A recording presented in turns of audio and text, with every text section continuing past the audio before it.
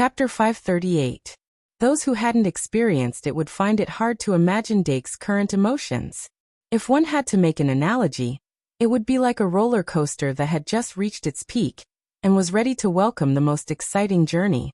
Even the screams had been prepared, but the roller coaster suddenly stopped moving. That feeling of not being able to return and not being able to come down was simply too painful. Dake only came back to his senses after a while. Then, he immediately discovered that the glowing Dilu beast had a pained expression. Obviously, the feeling of being stuck at the peak and not being able to shoot out wasn't good. Looking at its gradually frowning brows, Dake also felt anxious and hurriedly pondered. The pride card in his hand was indeed a defective product. Apart from the little devil beast, the other magic guide spirits could only rely on this pride to break through to 6-star. If the Dilu beast wanted to evolve into a fairy beast, it had to break through this critical point. Even if the fairy beast only had 6 angelic wings after evolving, it would definitely be at least 7-star. And now it was stuck at the final stage of evolution, which also proved Dake's guess. Then, how could he help it complete this final breakthrough? Remember the website, MVIP can't you? VIP use other Great Sin cards to infuse it? But a relatively low-level Great Sin card could only be used as a guide. It wasn't that easy to go from quantitative change to qualitative change. And what the Dilu beast didn't need the most was this kind of guidance. Then why was the little devil beast able to break through? The intense conflict between light and darkness ultimately led to a mutation that exceeded the limit. The Dilu beast's evolution process was too smooth, and it became a bad thing instead? The Dilu beast's painful cry made Dake's face tense up even more. Now wasn't the time to think about this. I can only try everything I can. Dake's thoughts quickly turned. The more crucial the situation was, the calmer he became. Not only was the Great Sin card useless in this situation, but it could also cause further chaos and bring more pain to the Dilu beast. In the current situation, the only useful method he could think of was to use the spirit force that he had just used. Although the Dilu beast was a magic guide spirit, it still retained the essence of a digital beast.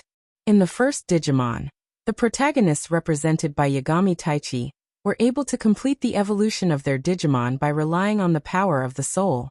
The selected children used the digital Tyrannosaurus machine, called the Sacred Plan, to maintain a bond with the Digibeast. Then he would transfer his spiritual power to his digital beast through the digital Tyrannosaurus machine, allowing the digital beast to evolve into a mature form.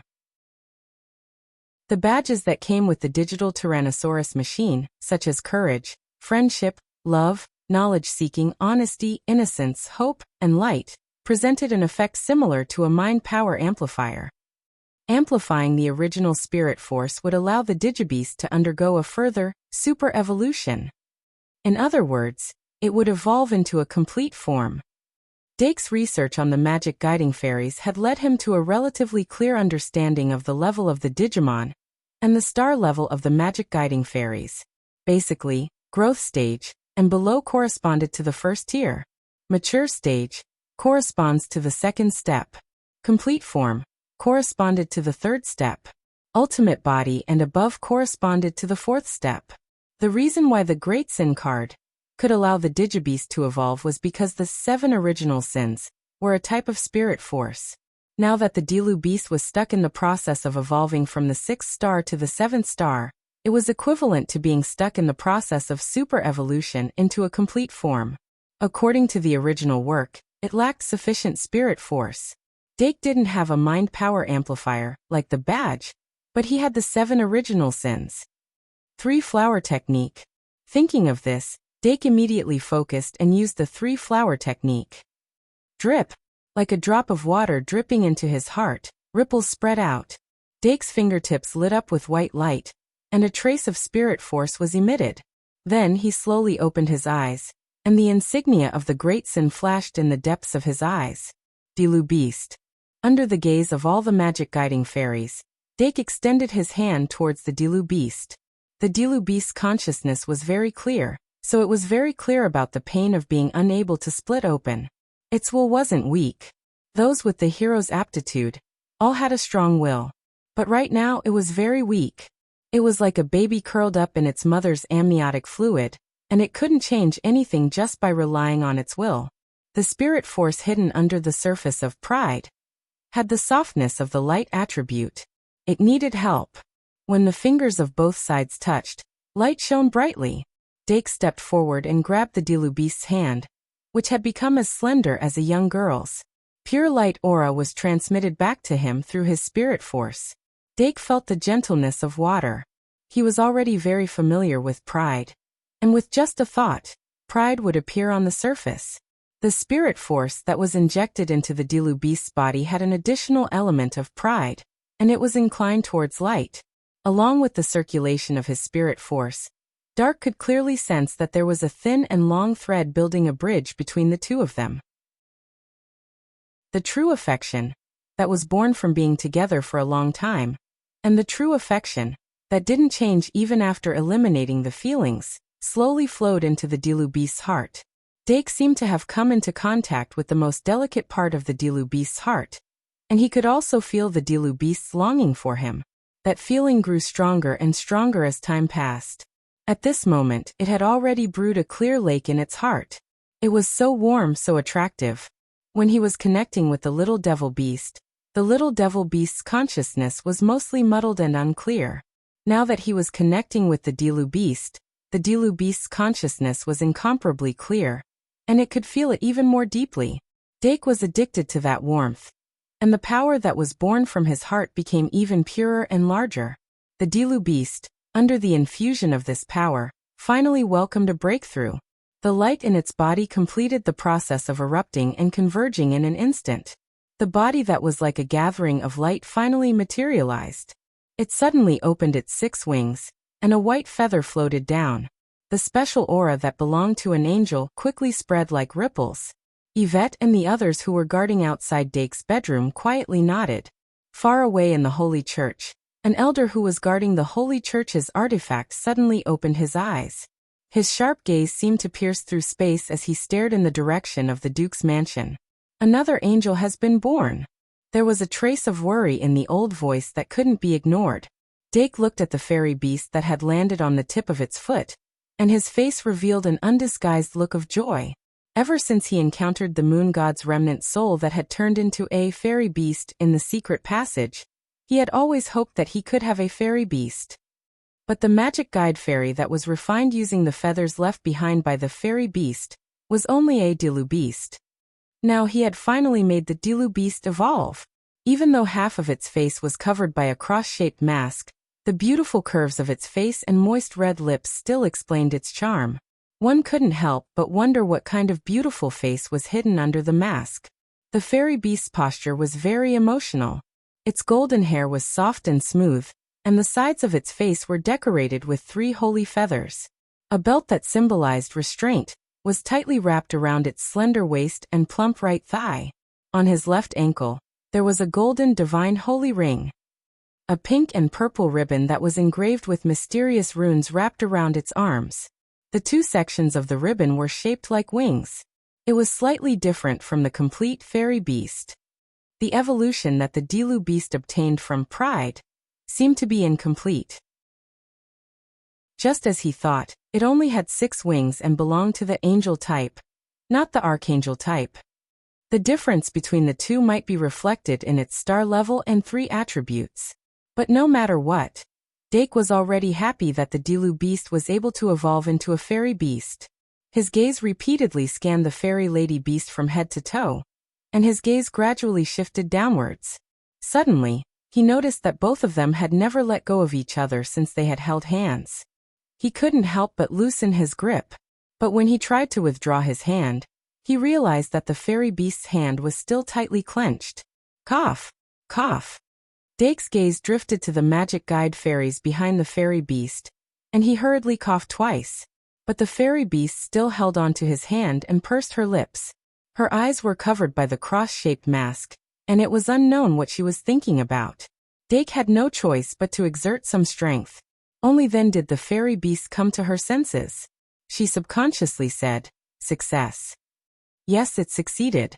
Dake revealed a smile and quietly withdrew his hand.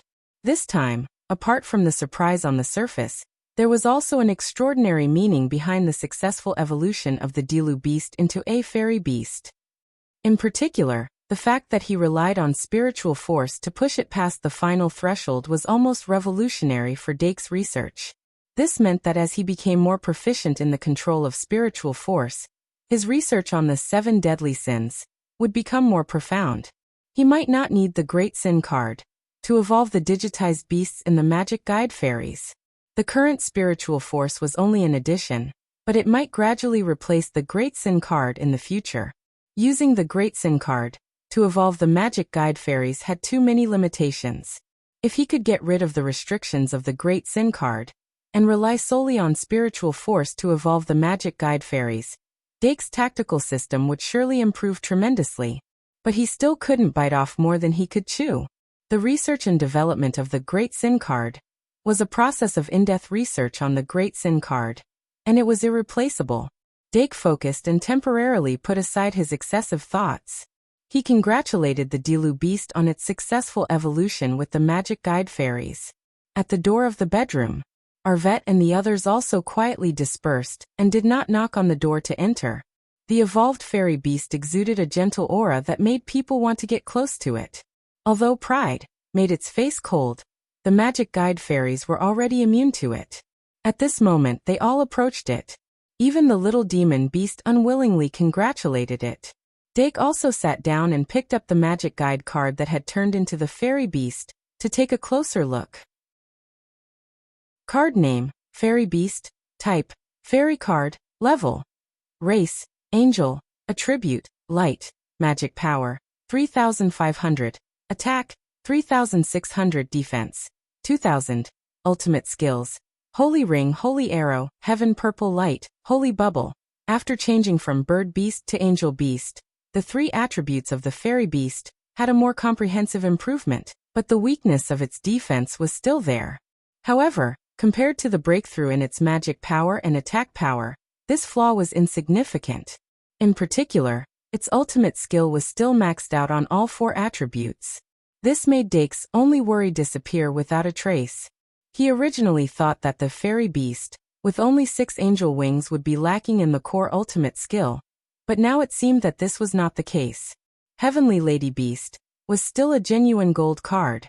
Maybe it's because pride wasn't the only thing that caused it to evolve.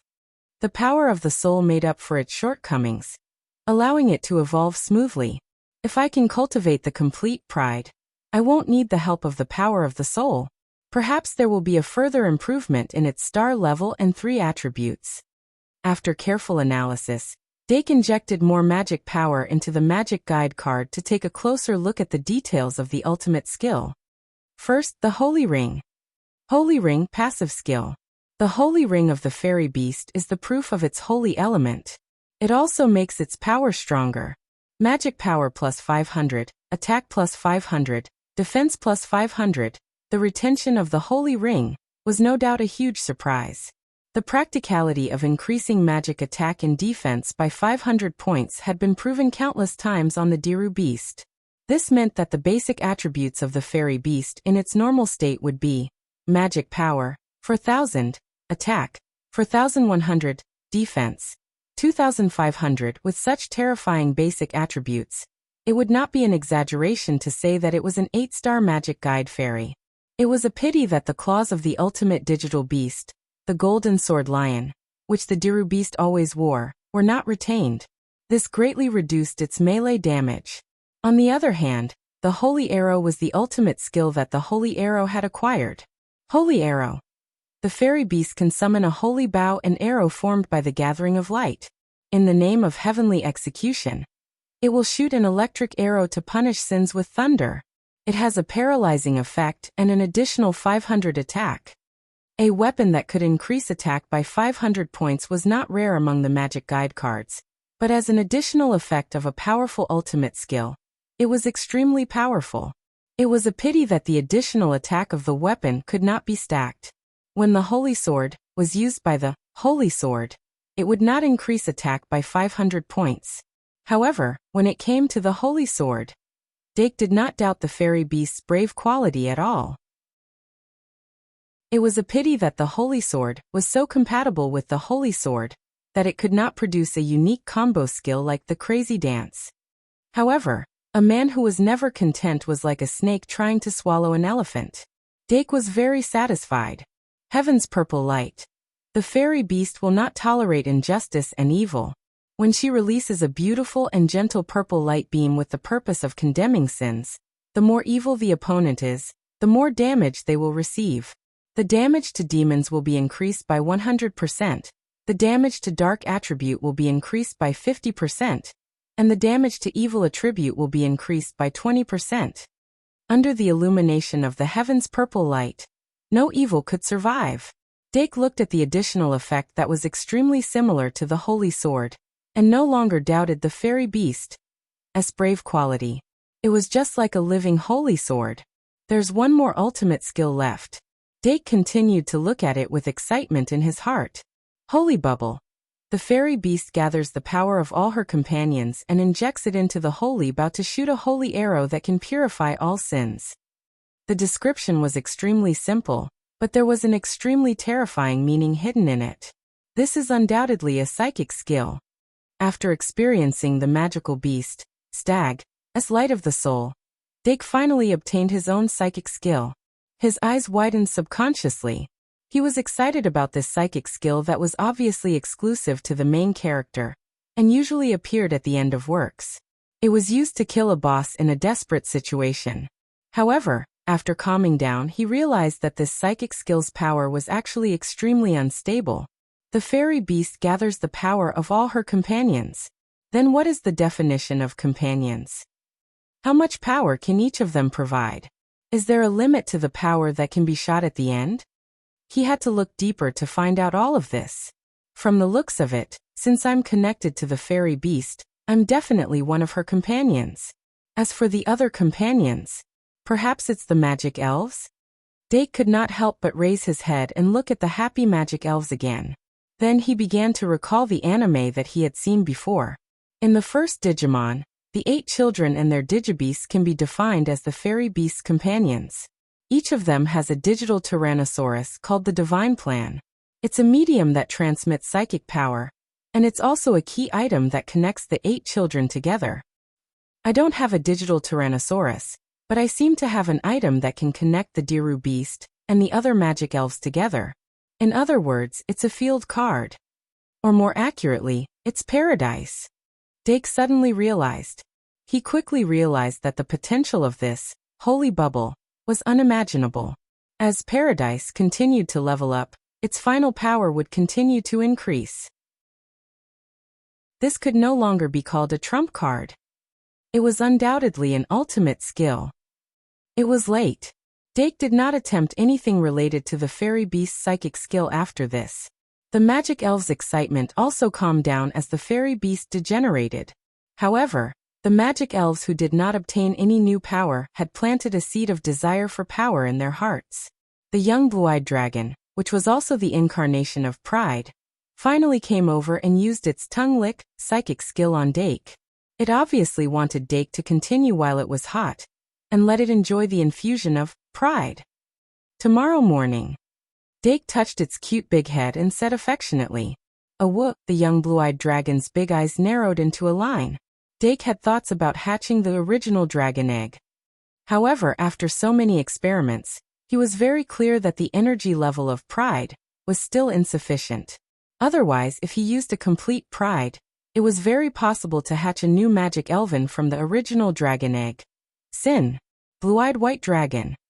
As for the blue-eyed white dragon, it would most likely require a higher quality of pure magic power. However, in the current situation, the best result would probably be to hatch a 7-star sky dragon species. Moreover, there was a high probability that it would not be possible.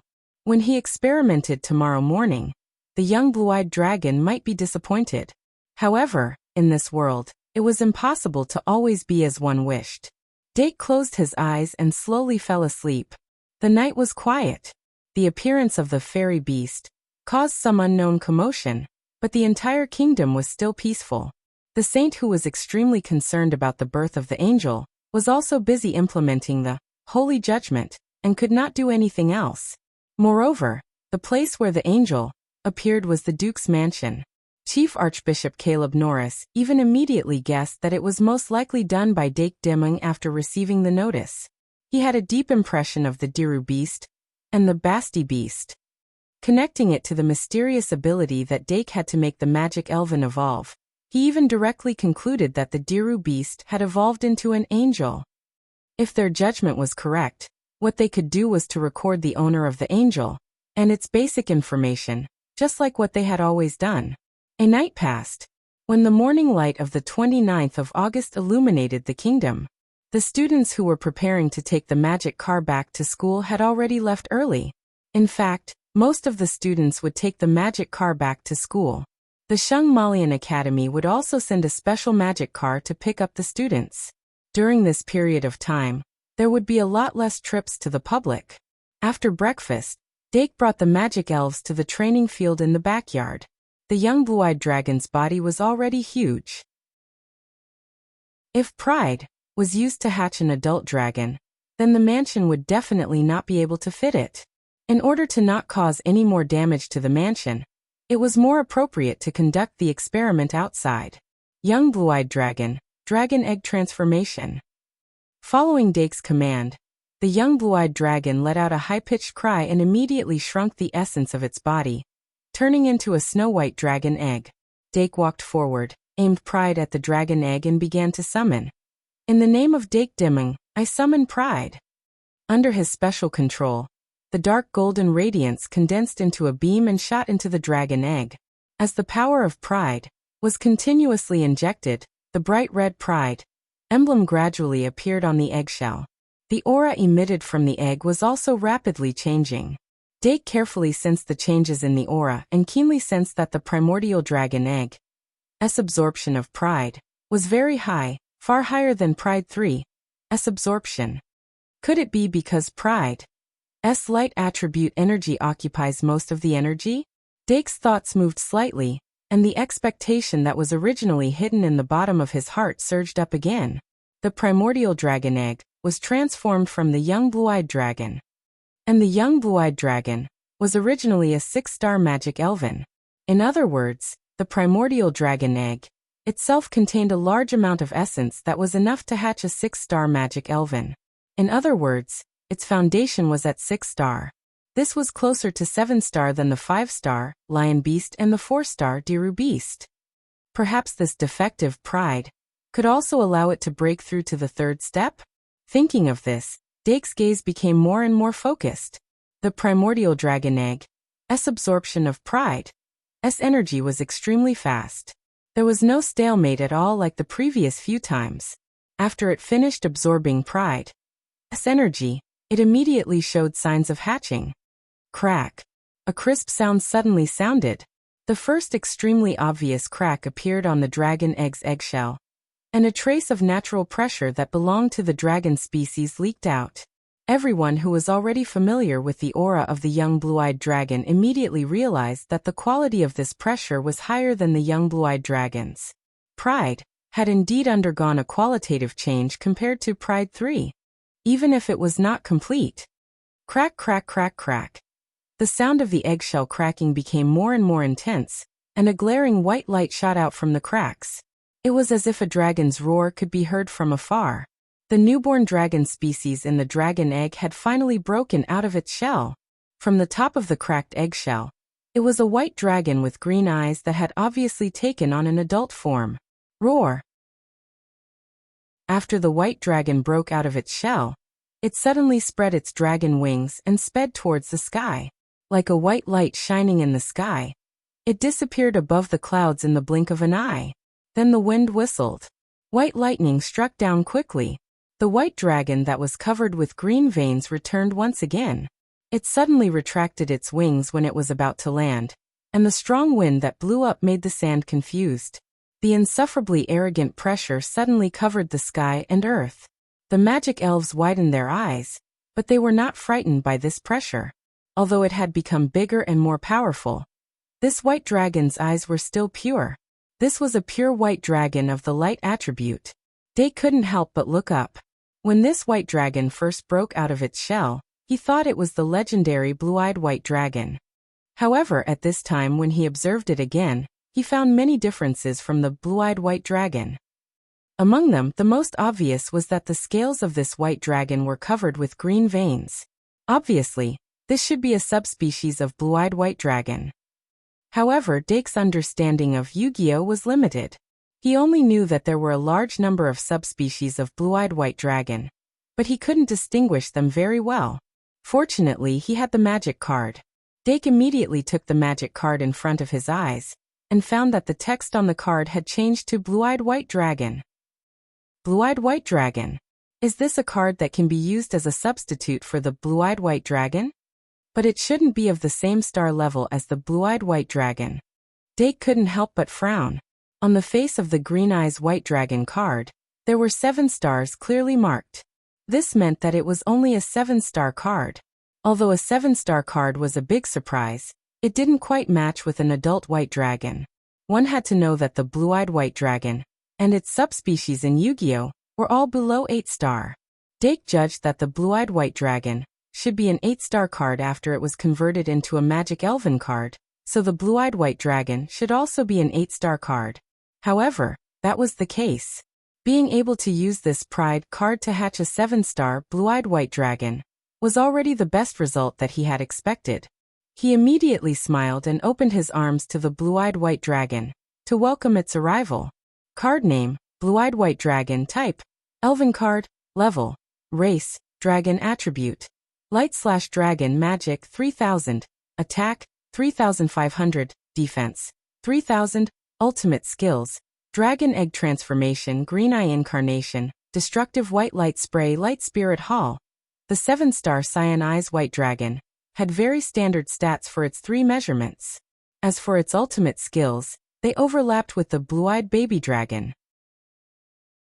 Other than dragon egg transformation and light spirit hall, the blue-eyed white dragon had 2 new ultimate skills. Dake's eyes flickered as he skipped over the green eye incarnation and looked at the destructive white light spray.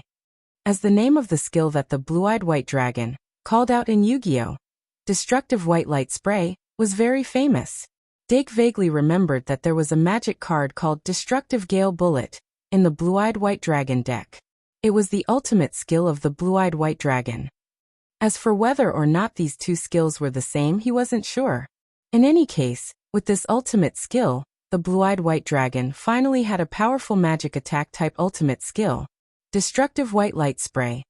The white light beam that the blue-eyed white dragon shoots out has the power of destruction. After being hit, the damage received cannot be recovered. The power is equivalent to a full power attack. Mana consumption is 100 points. Charging time is 3 seconds. No cooldown. It's really a normal attack? Looks like the Destructive White Light Spray and the Destructive Gale Bullet are not the same ultimate skills here. Dake quickly thought about it. From the looks of it, the Destructive White Light Spray isn't a powerful ultimate skill. However, it consumes very little mana and has no cooldown. It can be used once every 3 seconds, which is equivalent to converting the physical attack of the blue-eyed white dragon into a magic attack. Furthermore, it has an extremely long shooting range and an almost unavoidable speed. That doesn't sound bad. There were all kinds of ultimate skills. Only by using the right ultimate skill at the right time could the effects of each ultimate skill be fully unleashed. The Destructive White Light Spray was actually a very useful ultimate skill. Dake turned to look at the final ultimate skill of the blue-eyed white dragon. Blue-eyed Avatar. Blue-eyed Avatar. The blue-eyed white dragon can transform into a blue-eyed white dragon at a critical moment. It will obtain the same star level, race, stats, magic, attack, and defense. Duration is 30 seconds. A transformation skill that lasts for 1 round. Dake's eyes lit up. This ultimate skill had a lot of limitations. The 30 seconds duration was the biggest drawback. However, if it could even replicate the star level, it meant that it could be used as a sacrifice for the blue-eyed white dragon, or something else. In the 30 seconds duration of the blue-eyed avatar, it could be used as a blue-eyed white dragon. It was a pity that it couldn't replicate the ultimate skill. However, through the blue-eyed avatar, it would be possible to know the true form and stats of the blue-eyed white dragon. Dake looked up again and saw the blue-eyed white dragon looking down with its half-closed eyes. It seemed that after reaching adulthood, it finally understood that it was the embodiment of pride. There was a hint of arrogance in its eyes that was unique to dragons. Dake didn't ask it to lower its head.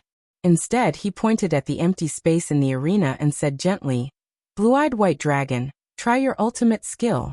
Shoot the white light over there." Roar. The green-eyed demi-white dragon let out an excited cry, then turned to face the empty space and opened its mouth wide. A white light quickly gathered in its mouth, and in the blink of an eye, it turned into a ball of light that emitted a terrifying aura. Destructive white light spray. Roar. In an instant, the destructive white light shot out from the mouth of the blue-eyed white dragon and pierced the ground. After the roar, Dake became even more excited and shouted, "Blue-eyed avatar!" Roar. Another impassioned dragon roar rang out. The blue-eyed white dragon spread its wings and a white light burst out from its chest and covered its entire body. Its body shape suddenly expanded, and the green veins on its body faded at a speed that was visible to the naked eye. A pure white dragon species with only green eyes suddenly appeared in the world amidst the white light. Dake raised his right hand again and slashed it down, shouting, "Destructive white light spray!"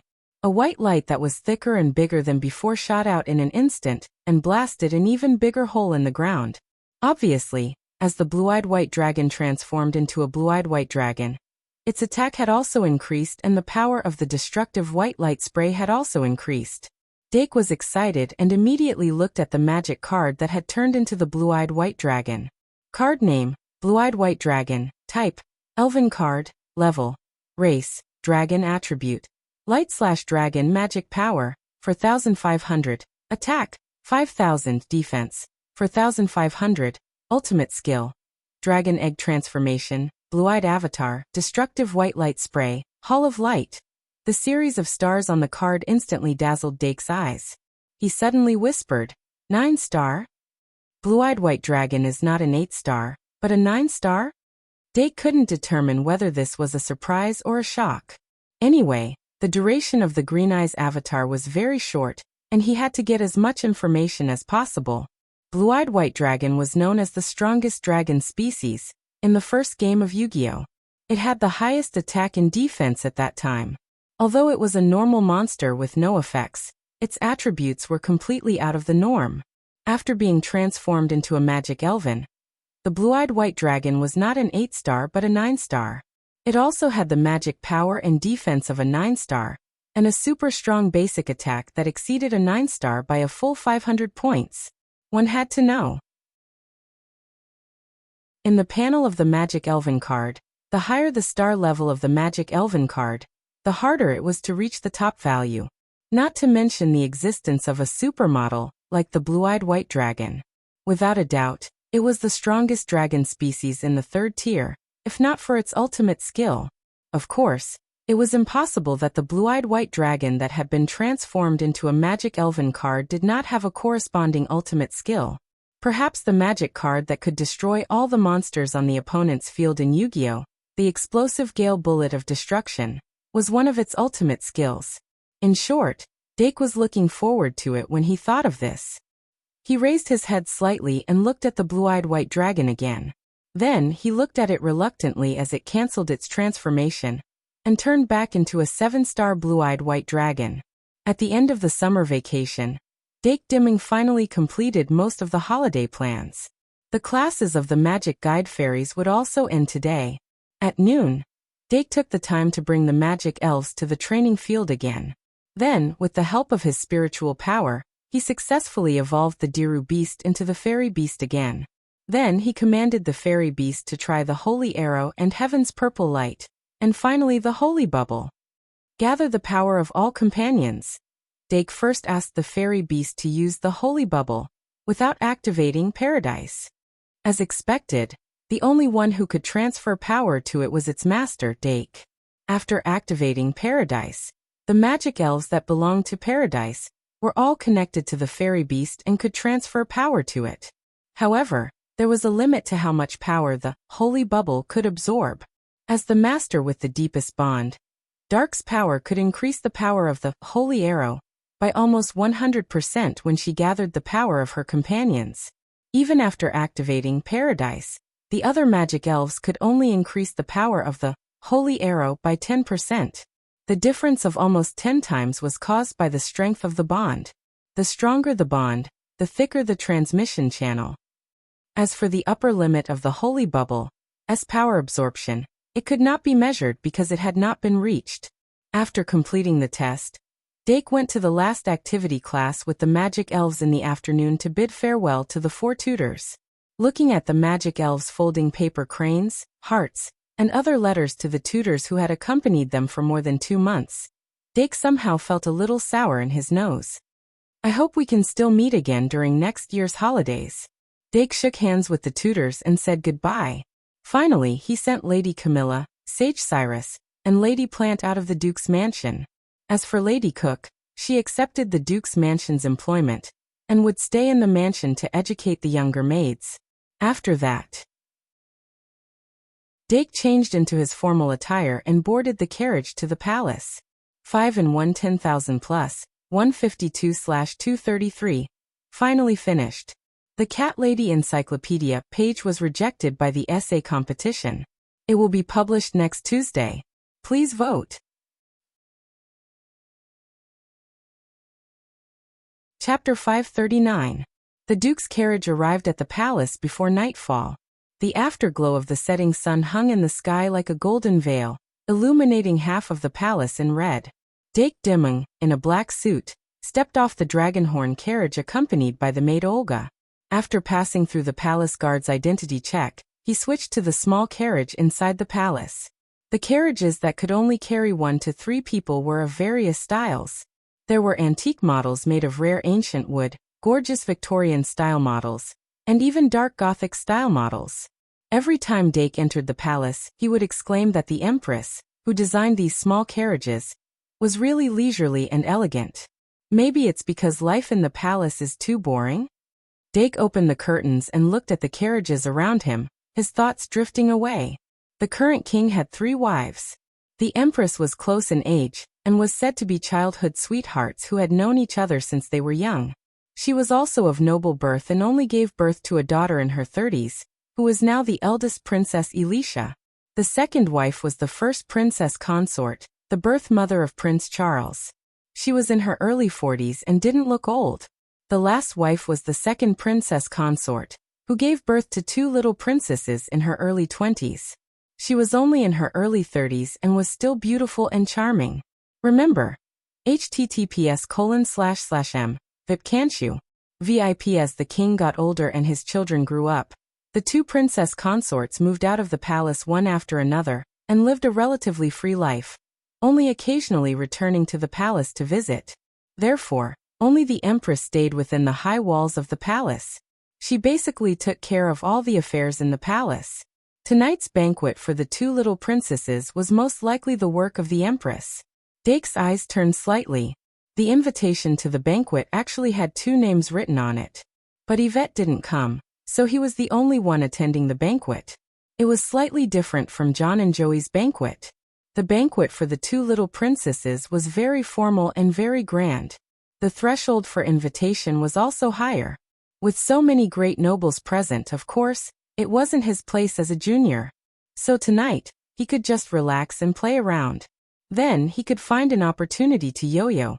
About 5 minutes later, the carriage arrived in front of a flourishing courtyard. In the courtyard, there was a 2-story mansion specially built for banquets.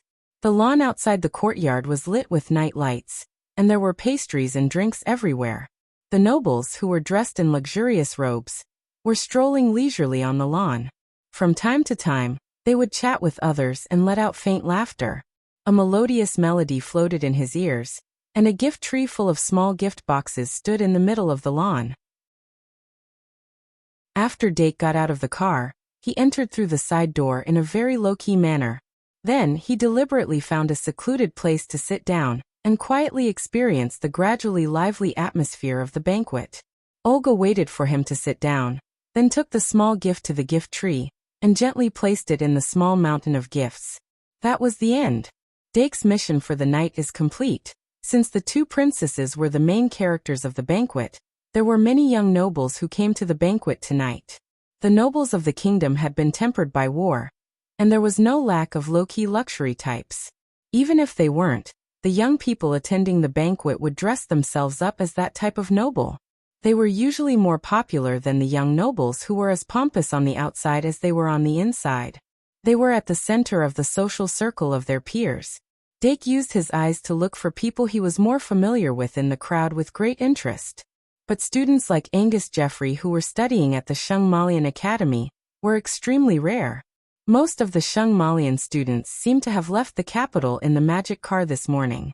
Instead, the students of the Royal Academy and the Academy of the Holy Church's mystic rites occasionally saw them. The Royal Academy and the Academy of the Holy Church's mystic rites were built in the eastern and western suburbs of the capital respectively. It could be said that they were facing each other across the entire capital. The Academy of the Holy Church's mystic rites was a full-time boarding school, like the Shung Malian Academy, but the Royal Academy was a semi-boarding school. But in short, they were in the outskirts of the capital, so the students could go to the school tomorrow or the day after to register. Not long after, Dake saw Joshua Middleton and Brown Eugenie from the Royal Academy in the crowd. One of their fathers was a marquis, and the other was a treasurer. Then Dake saw Phyllis Rahman and Kyle Dimung. Both of them were students of the Academy of the Holy Church's mystic rites. Phyllis Rahman was the daughter of a count, and Kyle Dimung was Dake's cousin. When Dake was very young, he had specially invited him to stay in his beloved little wooden house for a night. But the little fatty didn't seem to appreciate it. Speaking of which, I haven't seen Brother Kyle since the birthday party. He didn't even come to the twins' enrollment party last night. Dake rubbed his chin and thought carefully, wondering if he should greet him. But Kyle suddenly turned his head, and their gazes collided across a large patch of grass. After that, Kyle was like a fat rabbit that had been targeted by a big bad wolf. He suddenly jumped and quickly disappeared. Tisk! Dake smacked his lips and turned to look at Phyllis who was walking towards him. Good evening, Phyllis. He stood up, straightened his collar, and took the initiative to greet her. Good evening, Dake. Phyllis still had a trendy drill-style hairstyle. Her slightly round face and petite body made her look like a delicate doll. I thought you left early this morning. I didn't expect to find you at the party. Phyllis opened her folding fan and smiled sweetly. Every time they met, she seemed to be more inclined towards Dake. As the only daughter of one of the 36 counselors, Earl Rex Rahman, Phyllis's actions were usually the embodiment of Earl Rahman's will. The father and daughter maintained a high degree of consistency in their ZZ positions. Therefore, those who were familiar with her would realize that this was a sign that Earl Rex Rahman's ZZ position was leaning towards the dove side. But those people would have doubts. Because Earl Rex Rahman didn't have much contact with the Valkyrie and the first princess recently. Dake invited Phyllis to sit beside him, kept a suitable distance from her, and chatted with her.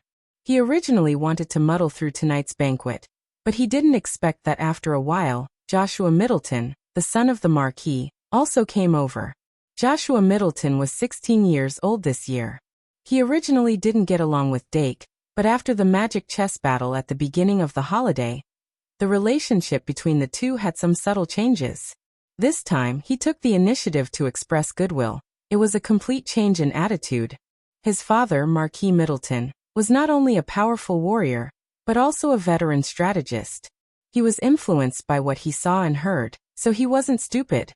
But Dake wasn't very familiar with him, so they only talked briefly. Then Brown Eugenie came over as well. Brown Eugenie, as the cooperation link between the Citizen Duel Club and the Eugenie Chamber of Commerce, had already met Claire. So far, the conversation between the two sides was quite pleasant. The Eugenie Chamber of Commerce was likely to become one of the distributors of the Citizen Duel Club. Administration, military, business. Unknowingly, these three forces gathered around Dake Dimung. This was under the condition that most of the students of the Shung Malian Academy were not present. People who didn't know him at all probably couldn't imagine how a hedonistic young master, who was originally like a lone wolf, could achieve this step. But Dake himself didn't have such intentions at all. He even felt that these people were a bit annoying. He originally just wanted to sit in a secluded corner and muddle through this banquet. But this small intention was completely ruined after these three people gathered together. He undoubtedly became one of the many focal points. Being stared at by so many people was not a good experience. The banquet officially began half an hour later. This time, there were no fixed seats at the banquet. The people who came to the banquet didn't come for the delicious food in the palace. They took this opportunity to communicate with people who were difficult to come in contact with, or to express goodwill to people who had something to ask of them, and to continue to connect with people who were closer to them. This was the main purpose of the banquet. Of course, on the surface, they would all congratulate the two little princesses on their enrollment. Tonight, Anna and Anchi were all dressed up. Although their little faces were full of reluctance, they still walked around the stage according to their mother's wishes. The way they pouted their little mouths was very cute. After they left the stage, the eldest Princess Elisha and the eldest Prince Charles both went on stage to give their blessings to the two younger sisters. Then came the king's speech. Of course, it was not the first time Dake had seen the old king. In fact, before he entered the school, he had seen him a few times every year. The king was 63 years old this year. He shouldn't be so old, but he personally went to the battlefield during the war and was seriously injured. In order to heal himself, he consumed a lot of vitality, which reduced his lifespan. However, after gradually delegating the busy government affairs to his children and ministers, the burden on his shoulders was a lot lighter. He also had the leisure to participate in the blind dates of his eldest son and eldest daughter, which made him more energetic. He did have the idea of giving up the throne, but in his opinion, whether it was the eldest princess or the eldest prince, they were not mature enough. As the king of a country, he could not casually give up the throne to an immature heir just because he was tired. He hoped that Elisha and Charles could quickly grow up in the competition, and then decide on a situation where one of them was the leader, and the other the deputy. In the old king's heart, he already had a plan. After he went on stage accompanied by the queen, the king focused a little, and showed the temperament of a king. The voices below the stage disappeared without a trace. Then he slowly looked at everyone in the hall, and congratulated the two little princesses in a dignified tone. He also made his own expectations. In the end, he casually said, "It should not be difficult to become the chief." The two little princesses suddenly felt a lot of pressure. After the king went down the stage, he whispered to Anna and Anchi for a while, and then left the banquet hall first. After that, the atmosphere in the banquet hall became much livelier. The noble men and women who were good at socializing wandered around the hall. The more solitary noble men and women drank alone, and some people directly talked about business in the hall. No matter what the purpose of the banquet was, after halftime, it would generally become like this.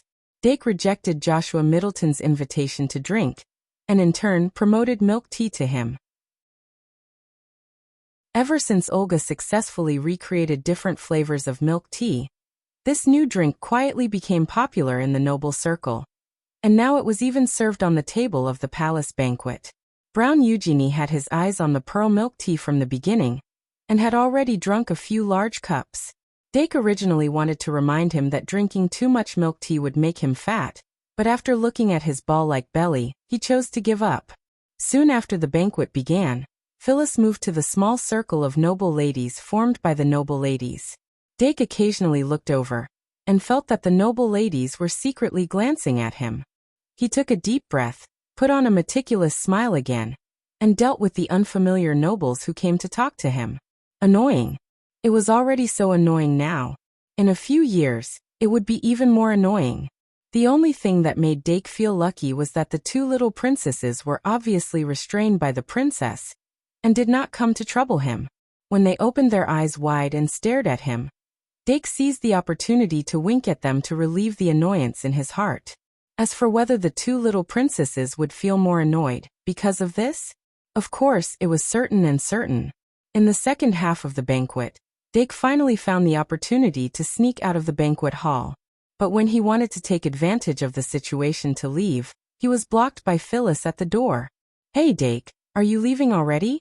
Phyllis seemed to have drunk some wine, and there was a faint blush on her cheeks. Dake said frankly, I actually don't like this kind of noisy occasion. I can see that.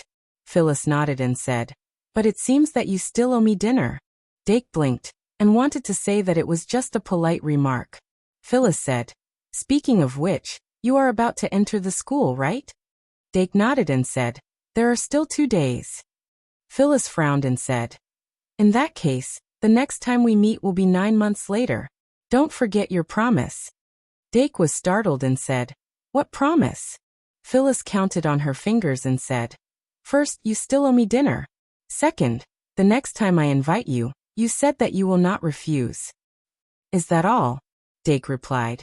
Of course I won't forget. It was just an invitation. It was not a tiger's den. That's good. Phyllis's tone suddenly became cheerful. She suddenly moved closer to Dake, and the distance between the two of them was instantly shortened. Her fragrance assailed his nostrils. Just as Dake subconsciously wanted to retreat, she stood up straight again and moved aside, saying, then good night. Don't forget me when you enter the school. Good night. Dake waved his hand lightly, but did not take away a single cloud. Phyllis watched him gradually walk away, and then slowly restrained her expression. A moment later, a handsome middle-aged man with blonde hair and white skin appeared behind her. Phyllis turned around and said, Father. Earl Rex Raman's gaze was still fixed in the direction Dake Dimming disappeared. Then he asked in a tone that even he himself was doubting. Phyllis, if Dake Dimming marries Elisha after he reaches adulthood, do you think Charles will have a chance of winning? Phyllis was shocked and said doubtfully, Father, why do you have such thoughts? Dake and Elisha are at least 6 years apart, right? However, Earl Rex Raman said slowly, 6 years old is only 2 or 3 years old.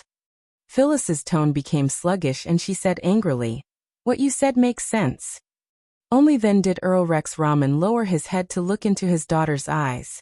He smiled and said, I was just saying.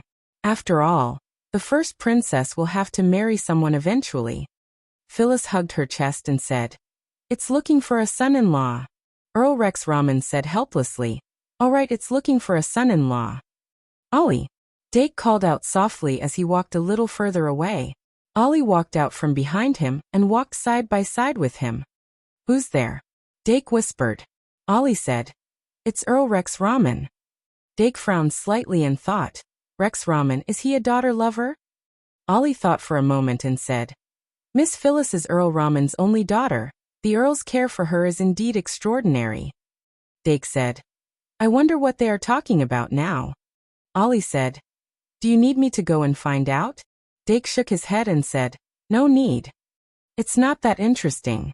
Before the banquet came to an end, the Duke's unique dragon-horned carriage passed through the night and left the palace.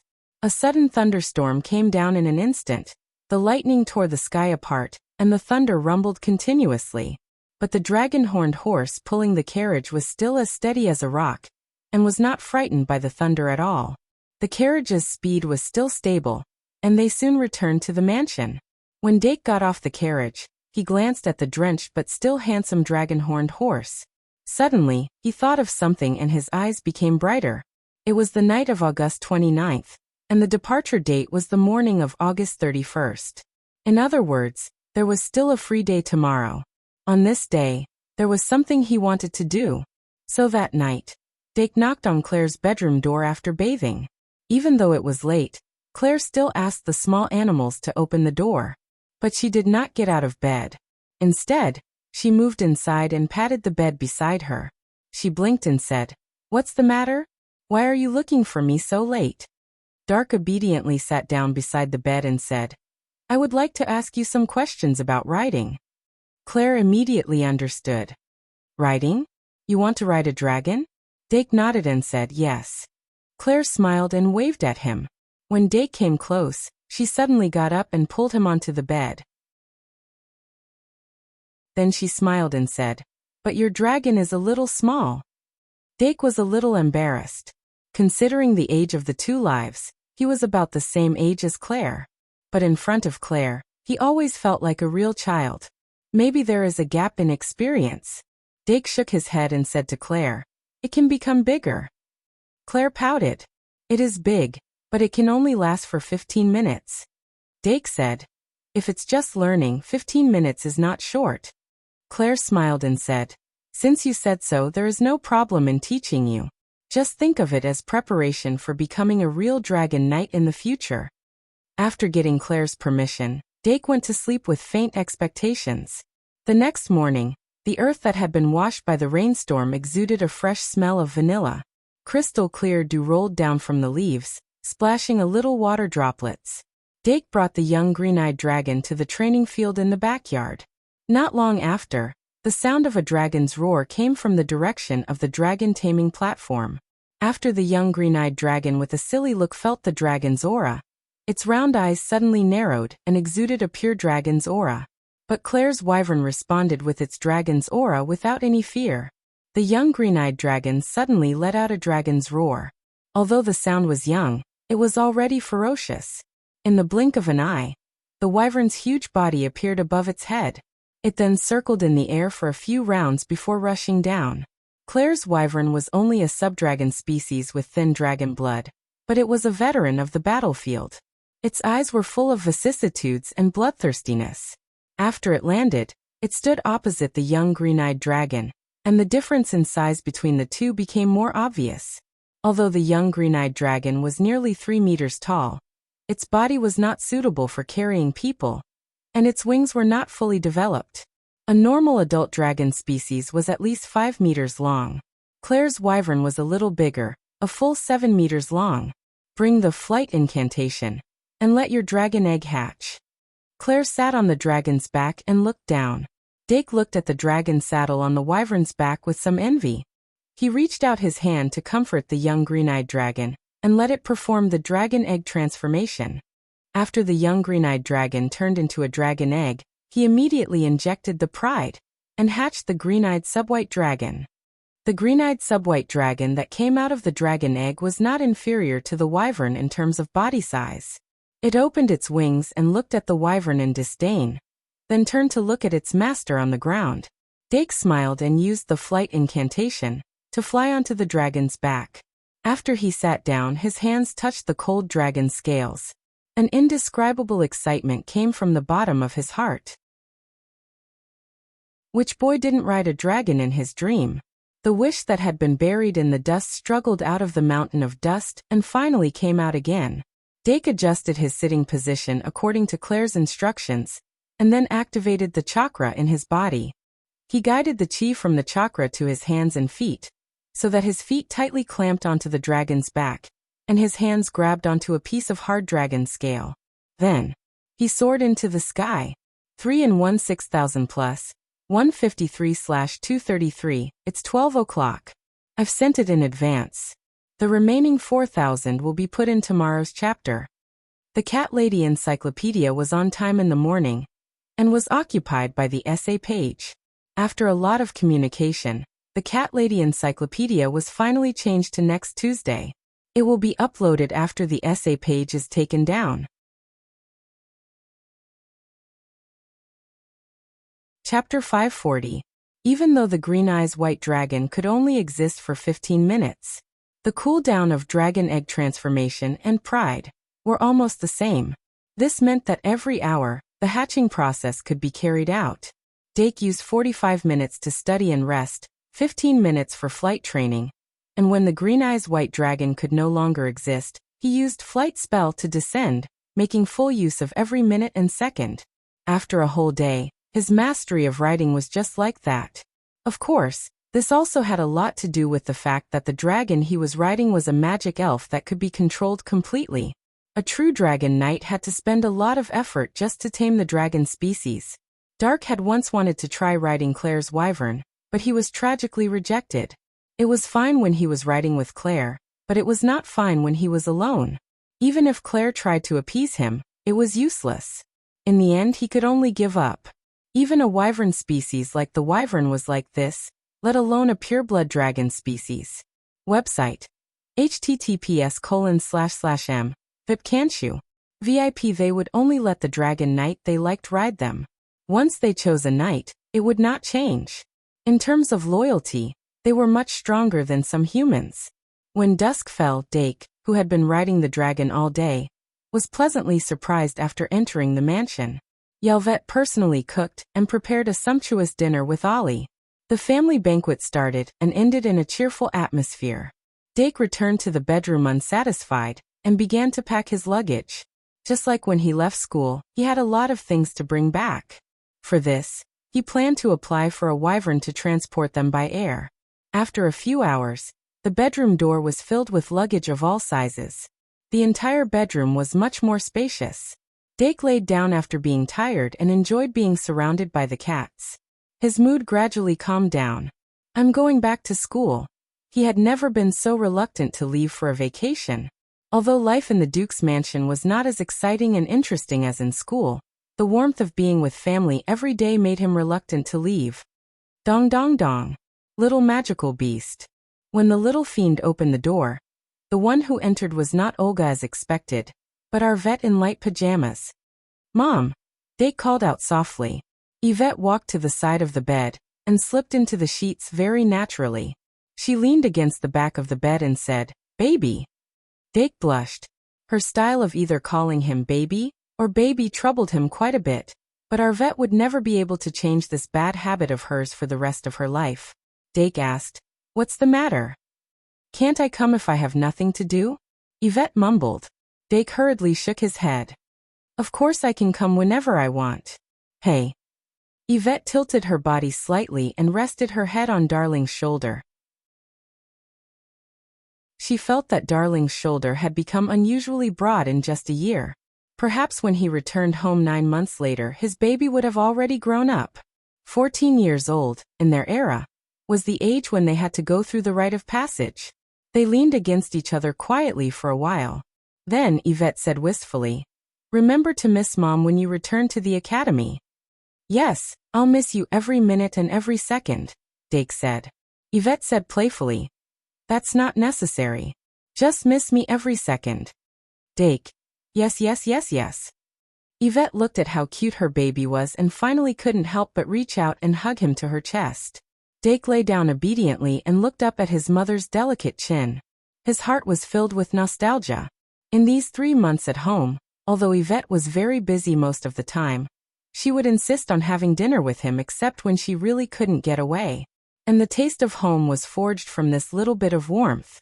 For a moment, Dake even had the thought of staying like this, but he knew very well that this was not feasible. Although staying at home all the time could effectively avoid large-scale contact with others, it was still a temporary solution. The results since the holidays also proved this point. In fact, these 3 months were not of much help to his research. He had already reached a bottleneck. Even the defective version of Pride was barely created by relying on the clumsy method of copying. While he was obsessed with the new evolution of the magical elves by relying on Pride, he actually didn't have an in-depth analysis of Pride. In the Shungmalian Academy, not only was there a library where one could find almost any book, but there was also a natural experimental site, a secret passage. The underground city that had been open to students since the 2nd year was also a more suitable place to test what he had learned than the Duke's mansion's training field. If he wanted to seek a breakthrough, he had to return to the academy. Yvette seemed to sense his reluctance. She lowered her head and touched his forehead. Don't even Aaron want to open a shop in Traveler's Street? Use their consonant spell, and you can meet Mom. Let me think. How about once a week? Dake couldn't help but blink. Yvette counted on her fingers and said, Mom might have to work overtime on Friday night. You can't be too late on Sunday, so how about Saturday? How about every Saturday night? Mom wants to know what you've learned in the academy, who you've become friends with, and what kind of magical elves you've created. Also, Phoenix Girl, have you been studying hard?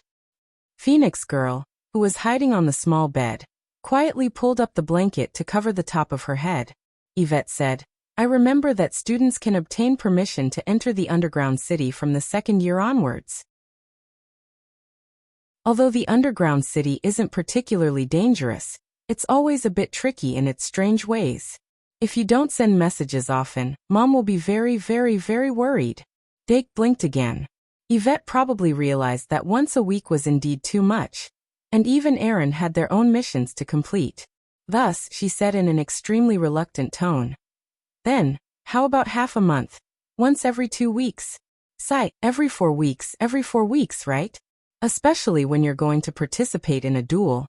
You must inform Mom in advance, okay? Dake finally couldn't help but laugh.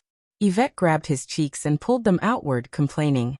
What are you laughing at? Can't you even do it for 10 minutes every month? Dake smiled and said, There's no need to set a time. I'll often go to the branch on Travelers Street, from 7 to 8 on Saturday night for dinner. I'll only do it more, no less. Is that okay? Yvette said happily. Why dinner time? Dake said, Dinner time is the most relaxing time. Mom, don't you like to watch me eat? Yvette poked his nose slightly and said angrily, Of course I like it. I like everything you do. Dakey. The mother and son leaned against each other and talked about intimate things for the entire night. The magical elves hid under the blanket and listened for the entire night. Family-style education was influenced by what they saw and heard, and the way the previous generation got along could easily influence the next generation. Some of the magical elves wanted to be a spoiled child like Dake. Some wanted to be a mother who doted on her child like Yvette. However, Dake's strictness in education made them understand what the bottom line was. For the magical elves, the improvement of their intelligence was in all aspects. When an independent personality was gradually nurtured, every magical elf would have a bright future. Night. It was quiet and serene. When the first ray of morning light pierced through the curtain of night, the people of the royal capital finally welcomed the last day of August. Dake stored the magical elves who had obediently lined up into the magic card one by one. Then, Claire carried him onto the wyvern's back. There were a total of 6 wyverns accompanying them. 4 of the wyverns carried Aurora, Eve, Aaron, and Phoenix respectively. The last 2 wyverns were reduced to porters. Dake, Aurora, and the twins' luggage were loaded into a huge cradle and dragged by one of the wyverns. The other wyvern was transporting exclusive products that would be sold on Travelers Street, mainly photocopies. When everything was ready, Dake poked his head out of Claire's arms and stared at Yvette, and the maids who came to send her off. Aries Olga, Pisces Jenny, Maiden Vingo, Scorpio Chris, Lion Katrina. There was also the head maid cum housekeeper, Madame Molly, who stood beside Yvette. Following behind was the royal tutor, Madame Cook. There were also many maids and guards who had freed up their time. I feel like it's going to be boring again. It's so hard to live without young master. With young master around, there's finally a topic and a goal. After young master leaves, who would be willing to rack their brains to study recipes? It can't be helped. Laziness is human nature. That's great, Eve and Aaron. By the way, aren't Eve and Aaron taking turns to look after the shop? Won't it be too busy if it's just one person? Don't underestimate me. I'm good at looking after the shop. Come on, don't you just want to go and play? Hee hee, but I think it's a good idea. That's true. Why don't we apply to the Duke or Miss Claire? The maids' discussion gradually quieted down as the wyverns began to flap their wings. Yvette's face was tense as she tried to squeeze out a smile. She waved at the wyverns that were about to take off. Olga stood behind and clenched her fingers tightly. Her brows were like a distant mountain, full of reluctance and worry. Dake opened his mouth and waved his hand hard. Goodbye. Goodbye. Roar. The dragons roared. 7 wyverns suddenly flapped their wings and soared into the sky amidst the fierce winds.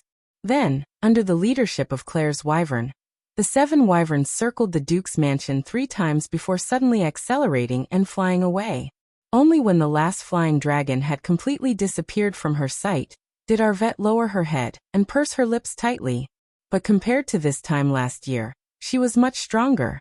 Of course, this also had a lot to do with Dake becoming overly reliable and the presence of Eve and Aaron. After Eve and Aaron settled the preliminary matters, if she really couldn't help but want to see her darling, she could also get one of the twins to look for her. All in all, Eve and Aaron had permission to enter the castle as auditing students. At this thought, Yvette felt a little happy. Dake, who had flown away on the wyverns, only turned back after a long time. The wyverns spread out the wind barrier and deflected the incoming gales.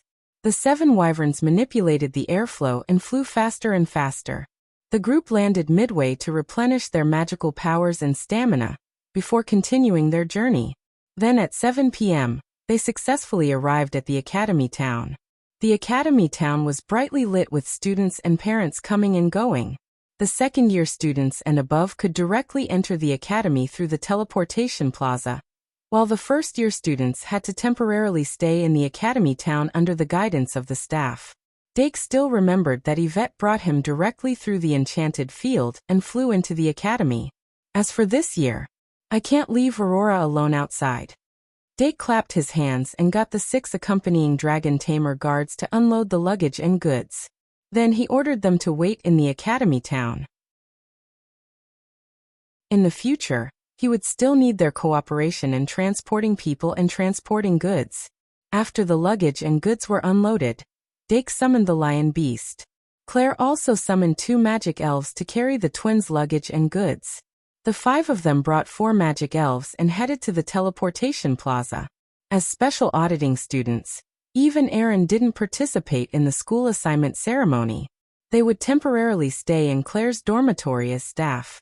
As a first-year student, Aurora wasn't assigned to a dormitory and had to stay in Claire's dormitory for the time being. But in short, with Claire leading the way, they didn't need to worry. Dake and Phoenix Mary parted ways with them in front of the castle and headed to the Tower of the House of Nobles. After being promoted from first year to second year, his dormitory would be moved vertically from the second floor to the third floor, which was dormitory 301. The academy's arrangements in this regard were orderly. In order to take care of the newly promoted second-year students, a huge notice was posted in the common room. Dake walked through the long corridor of the castle, greeted the students, and arrived at the Tower of the House of Nobles, which was located in the southwest of the academy. He looked up at the tall tower, took a deep breath and sighed. Lion Beast, we're back. The Lion Beast carried the huge luggage and felt the weight on its shoulders. After crossing the bridge between the castle and the tower, the guardian statue of the House of Nobles, the feathered serpent, was still coiled on the right side of the gate. When Dake arrived at the gate, it slowly opened its eyes. Its almond-yellow snake pupils flickered with a faint light, and its colorful wings stretched out gently. It actually nodded at Dake. Dake was surprised by the feathered serpent statue's rare gentleness, but on the surface, he still gracefully bowed and pushed open the gate of the tower. The soft light shone on his face through the gap, and the bustling atmosphere and cold air in the common room hit him in the face. It made his ears feel noisy, but at the same time it was cool. Dake stepped through the gate and saw magical fairies floating in the air like ice bags. As they emitted cold air, they scattered beautiful snowflakes just like a dream. The students of the House of Nobles, who had arrived at the academy early in the morning, were playing and frolicking in the common room, expressing thoughts they hadn't seen in 3 months. When they opened their eyes, they could see pairs of long-distance couples, reuniting after a long time. Boys clamoring to win a game of chess, and girls huddled together to talk about their little thoughts. Most of them just glanced at the open gate and didn't pay too much attention to it. In the past few days, there were students arriving at the academy at every moment, and everyone was used to it. Dake led the Lion Beast through the crowd, his gaze subconsciously searching for the first-year students, who were now second-year students. When he found Dolan Teddy and the little fatty Pit-Tan in the corner, he smiled and waved at them, then quickened his pace and walked up the stairs. When he saw the familiar faces, he felt like he had transformed from a duke's son to an ordinary student in an instant. Dake suddenly realized that he actually liked life in the academy very much. Phoenix Maiden, who was standing behind him, looked around curiously and followed closely behind him. When she followed him into the corridor, Dolan and Pit-Tan, who had raised their hands to greet Dake, suddenly calmed down. Then the two of them looked at each other. Dolan exclaimed, "Wait, who's that girl behind Dake?" Pit-Tan immediately clamped his chin and put on the look of a famous detective. Could it be a second-year transfer student? Dolan glared at him. How could there be a Shungmalian transfer student? I keep feeling like there's something wrong with her. Pit-Tan immediately said, I know. You always feel that when you see a beautiful girl. Go to hell. Doran suddenly pounced on him and played with him in a ball. Those who had just reached the second grade might not be able to see it, but the students in the higher grades were already quietly discussing it. A fully humanoid Magitech, whether human or demi-human, was very rare. A Magitech that looked like a real person like Phoenix was even rarer in the entire Shangmalian. If it weren't for Dake Dimeng, some of the older students might not be able to resist asking about the refining method. When they reached the second floor, Dake subconsciously walked down the corridor.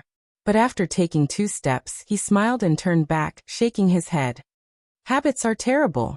Phoenix saw this scene and asked curiously, "You and Victoria used to live on this floor?" Dake nodded slightly. "That's right. The first-year students usually live on the second floor of the tower. If you're assigned to the House of Nobles during the ceremony, you can live in one of the rooms here." Phoenix shook her head. "I also want to, but it doesn't seem possible. Aunt Claire said that Victoria and I will most likely be assigned to the House of Fools. As Magitech, we don't have noble blood. We're not even demi-humans, so we can't enter the House of Nobles. Victoria and I lack the desire for knowledge, so we can't enter the House of Magic. As for courage, I'm not too sure.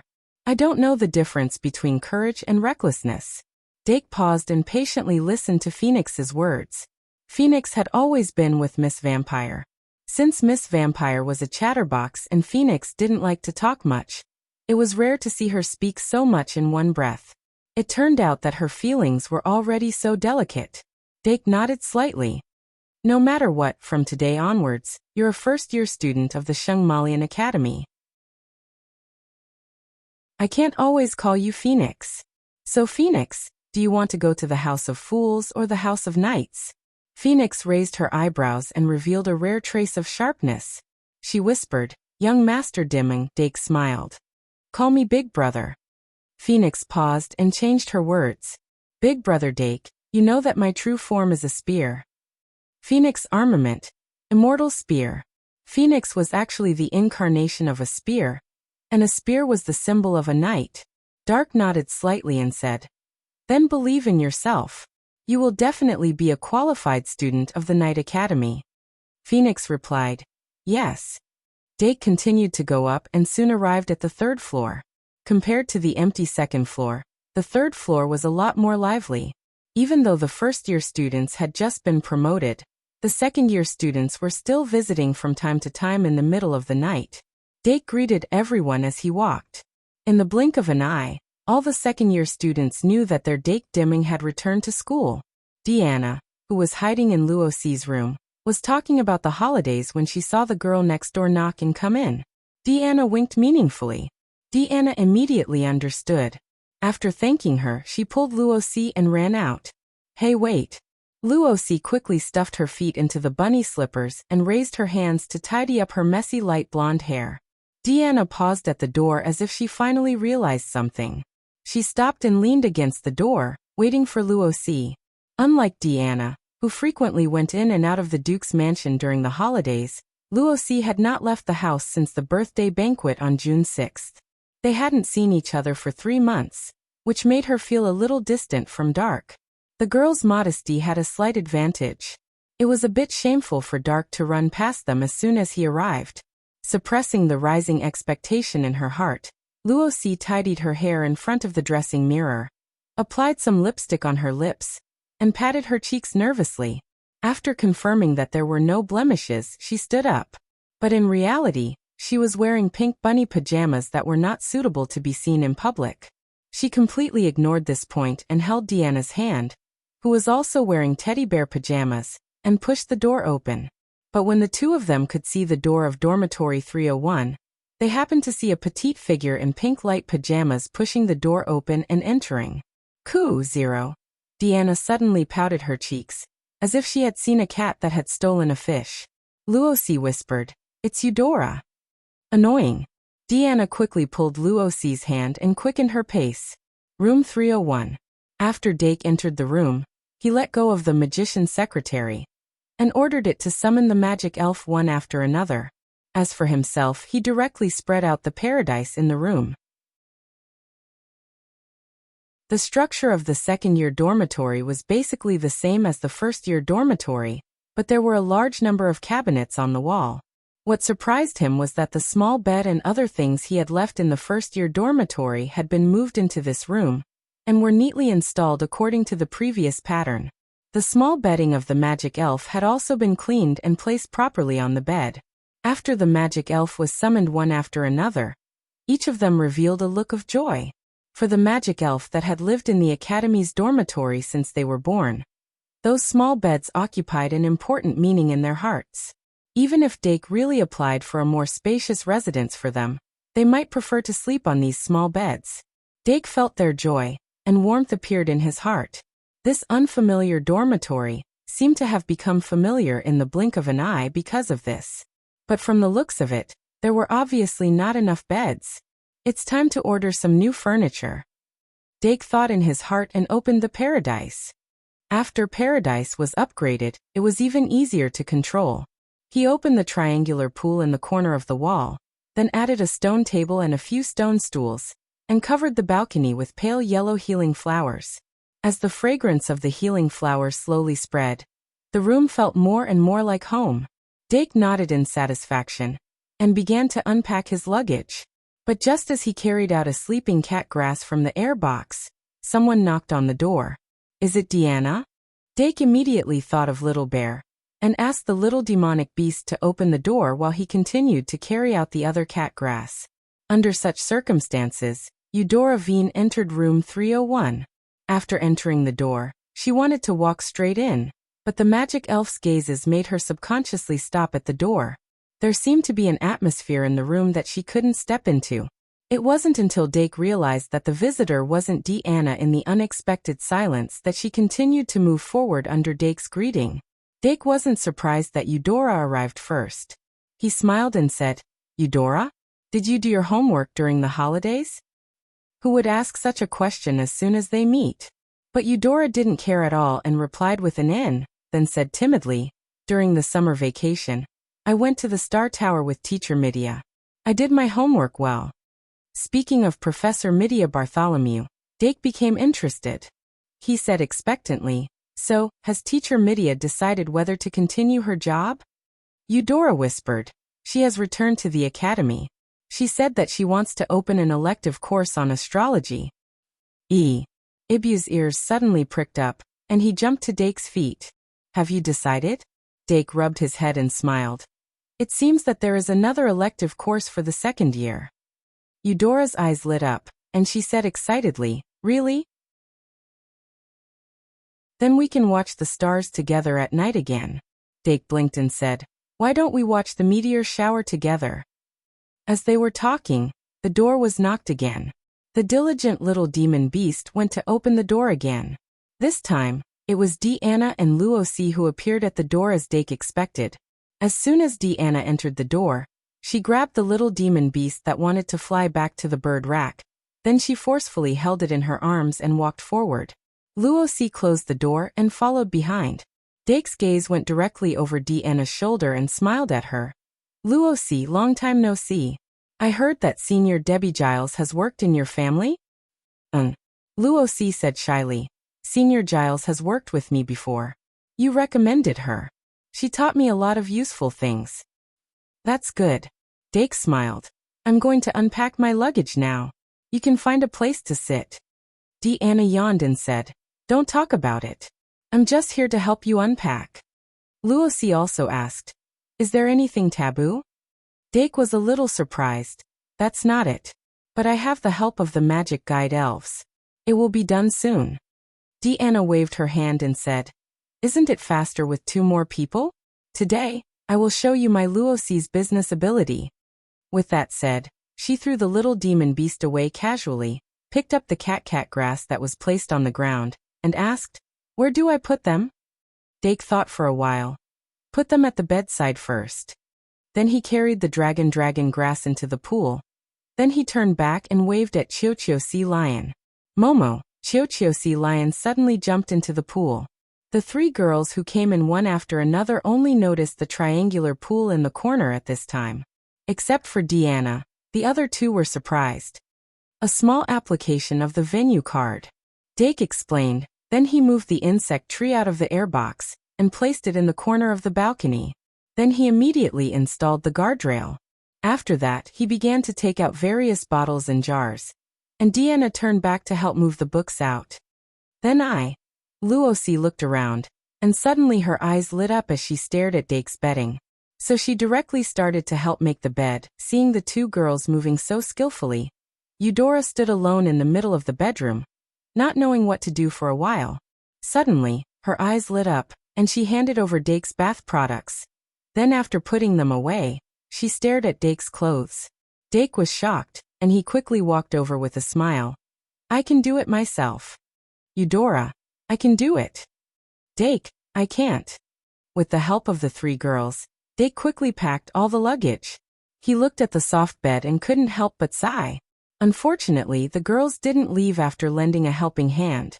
Dake put the kettle filled with water on the magic furnace, invited the three of them to sit down, and then chatted. Halfway through the conversation, Dake called Phoenix and Victoria to his side, and introduced them to Luosi and Eudora respectively. Eudora was very curious about these two human-shaped magic elf, but she was too embarrassed to ask. At this time, when she learned that they were new juniors, she couldn't help but widen her eyes. Even Luosi heard of this for the first time, and her face was full of surprise. Under Dake's instructions, Victoria and Phoenix greeted the three seniors obediently and quickly won their favor. When the two magic elf gradually integrated into the chat, the clever little Dake took the opportunity to leave, wake up the cat grass one by one, and then water it leisurely. After a long day of travel, Dake was actually quite tired. After watering the cat juice, he took out a form from the folder of the notebook and returned. "How is it? Have you thought about the elective class for the second grade?" Luosi bit her lower lip and said, "Eudora said that Professor Mitya will teach an astrology class. I want to take it as an elective." Dake nodded and said, "Speaking of which, you are also a person with a talent for divination. It's good to learn more to avoid unintentional divination. What about Deanna?" Deanna rolled her eyes and said coquettishly, "Is it too late for me to say that I don't want to take the astrology class now?" Luosi grabbed her hand and said, "It's not too late." Deanna hugged her and shook her hard. Dake shook his head and said, "From the second grade onwards, you can choose 1 or 2 elective classes every year. I'm going to choose astrology and alchemy. Here's the list of elective classes I got from the professor. Take a look. Elective classes are very important. You can't choose them because of other factors." "Alchemy?" Eudora gritted her teeth slightly and fell into deep thought. Dake glanced at her and roughly guessed her inner thoughts. But alchemy class was indeed a good choice. Even if Eudora chose this class, there was nothing wrong with it. On the contrary, Deanna and Luosi needed to consider carefully in this regard. Blindly following the trend would only waste their talents. Deanna obviously understood Dake's meaning. She took the form from Dake's hand with a pout, and then studied it carefully with Luosi. Although the second grade could only take 1 elective class, as long as one had a little ambition, they would not only choose one. After Deanna looked at it carefully, she pointed to a line on the form and said, "Night cultivation class." Dake glanced at it and smiled. The night cultivation class taught by the third grade professor is indeed a good choice. What about the other one? Astrology. Deanna felt uncomfortable being stared at by Dake. She looked away and pointed to another line on the form, then this one. "Let me see." Dake leaned over and looked carefully. The second elective class Deanna chose was an elective class taught by Professor Pawa Cheong-si. Transformation class. Dake was a little surprised. Transformation class has a high requirement for talent? Deanna bit her finger and said, "I want to learn." Dake frowned. "This is not something you can learn if you want to. The transformation spell, magic card, is usually a high-level magic card that only the 5th or 6th grade students can master. Unless you can get a semi-finished transformation spell, like me, and even then, you have to master the magic language first." Deanna pouted, "I'll work hard." Dake still shook his head. "The magic language is the main subject of the second grade. You have to learn it. I can also help you with the transformation spell, magic card. But before you make this decision, you have to consult Professor Pawa Cheong-si." Deanna nodded hard this time. "I will." "Good," Dake said. The night cultivation class and transformation class will be the 2 classes for now. What about Luosi? Luosi obviously had an idea. After she crossed the terms of the astrology class, she pointed to another class, this one. Let me see. Dark leaned over to take a look and nodded. This is a medical class that Sister Kalyan has specially set up this year. If you are interested in medicine, this will be a pretty good elective course. Really? I think so too. The corners of Luosi's mouth couldn't help but raise. Then she handed the form to Eudora and said, Eudora, take a look at it too. Eudora shook her head and said, No, I have already made a decision. Dake said helplessly, The elective class will start from the 2nd week of school. In short, we still have a week to think about it in the following time. During this week, the professors will provide consulting services. If you can't meet the prerequisites, you won't be able to take the elective. Tomorrow is the sorting ceremony, and the day after tomorrow is Sunday holiday. I suggest you go for consultation the day after tomorrow. Especially Deanna, you must not forget. Deanna couldn't help but cover her head. Dake took back the form and said, That's it for now. It's getting late. Thank you for helping me clean up my room tonight.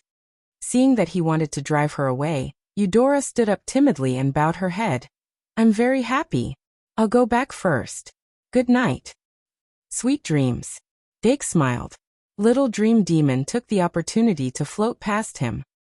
Then we'll go too. Luosi pulled Deanna to stand up, then waved and said, Good night, Eudora, good night too. See you tomorrow. See you tomorrow. Dake sent the 3 girls out of the room. Then he locked the door, and became dispirited. He dragged his feet into the bathroom and took a good bath. Soaking in the warm bathtub, Dake lay down and opened the system panel. In the last month of the holiday, he tried his best to control himself, and some of the values dropped. Pride 94-91, Envy 44-42, Fury 86-83, Sloth 66-63, Greed 93-92, Gluttony 80-79, Bliss 93-91. In August, a total of 9 points of pride, 3 points of greed, and 3 points of bliss were drawn. However, after pride, greed, and bliss were emptied out to 90 points, they still couldn't help but increase. On the other hand, envy, fury, sloth, and gluttony all decreased. As for the remaining reserves, after the experiment ended, there was only 1 point of pride left. It's as if I've returned to the first year when I first entered the school. Dake knocked his forehead and couldn't help but laugh. Next, I'll adjust my thoughts a little. I can collect 3 points of greed and 3 points of bliss, and use the latest refining method to refine a greed 2 and a bliss 2. Let's see if Ivan can really get an additional field skill after he rises in stars. Then I'll consider researching fury or gluttony. Also, I keep feeling that underworld spirit art is only a little bit away from a breakthrough. I wonder what kind of benefits I'll get after breaking through to the beginner level. Dake focused slightly. In fact, after he successfully used his spirit force to help Diru Beast evolve into Fairy Beast, he already felt that his spirit had broken through a certain barrier. Correspondingly, underworld spirit art also showed signs of breaking through. Maybe I'll break through when I wake up. Dake slowly closed his eyes and let sleep cover his thoughts. Anyway, let's think about tomorrow's school allocation ceremony. 5 and 1 10,000 plus, 156/233, you only owe 77 more chapters. You only owe 77 more chapters. Wow, how can this author work so hard? I must drown him with monthly votes and blades.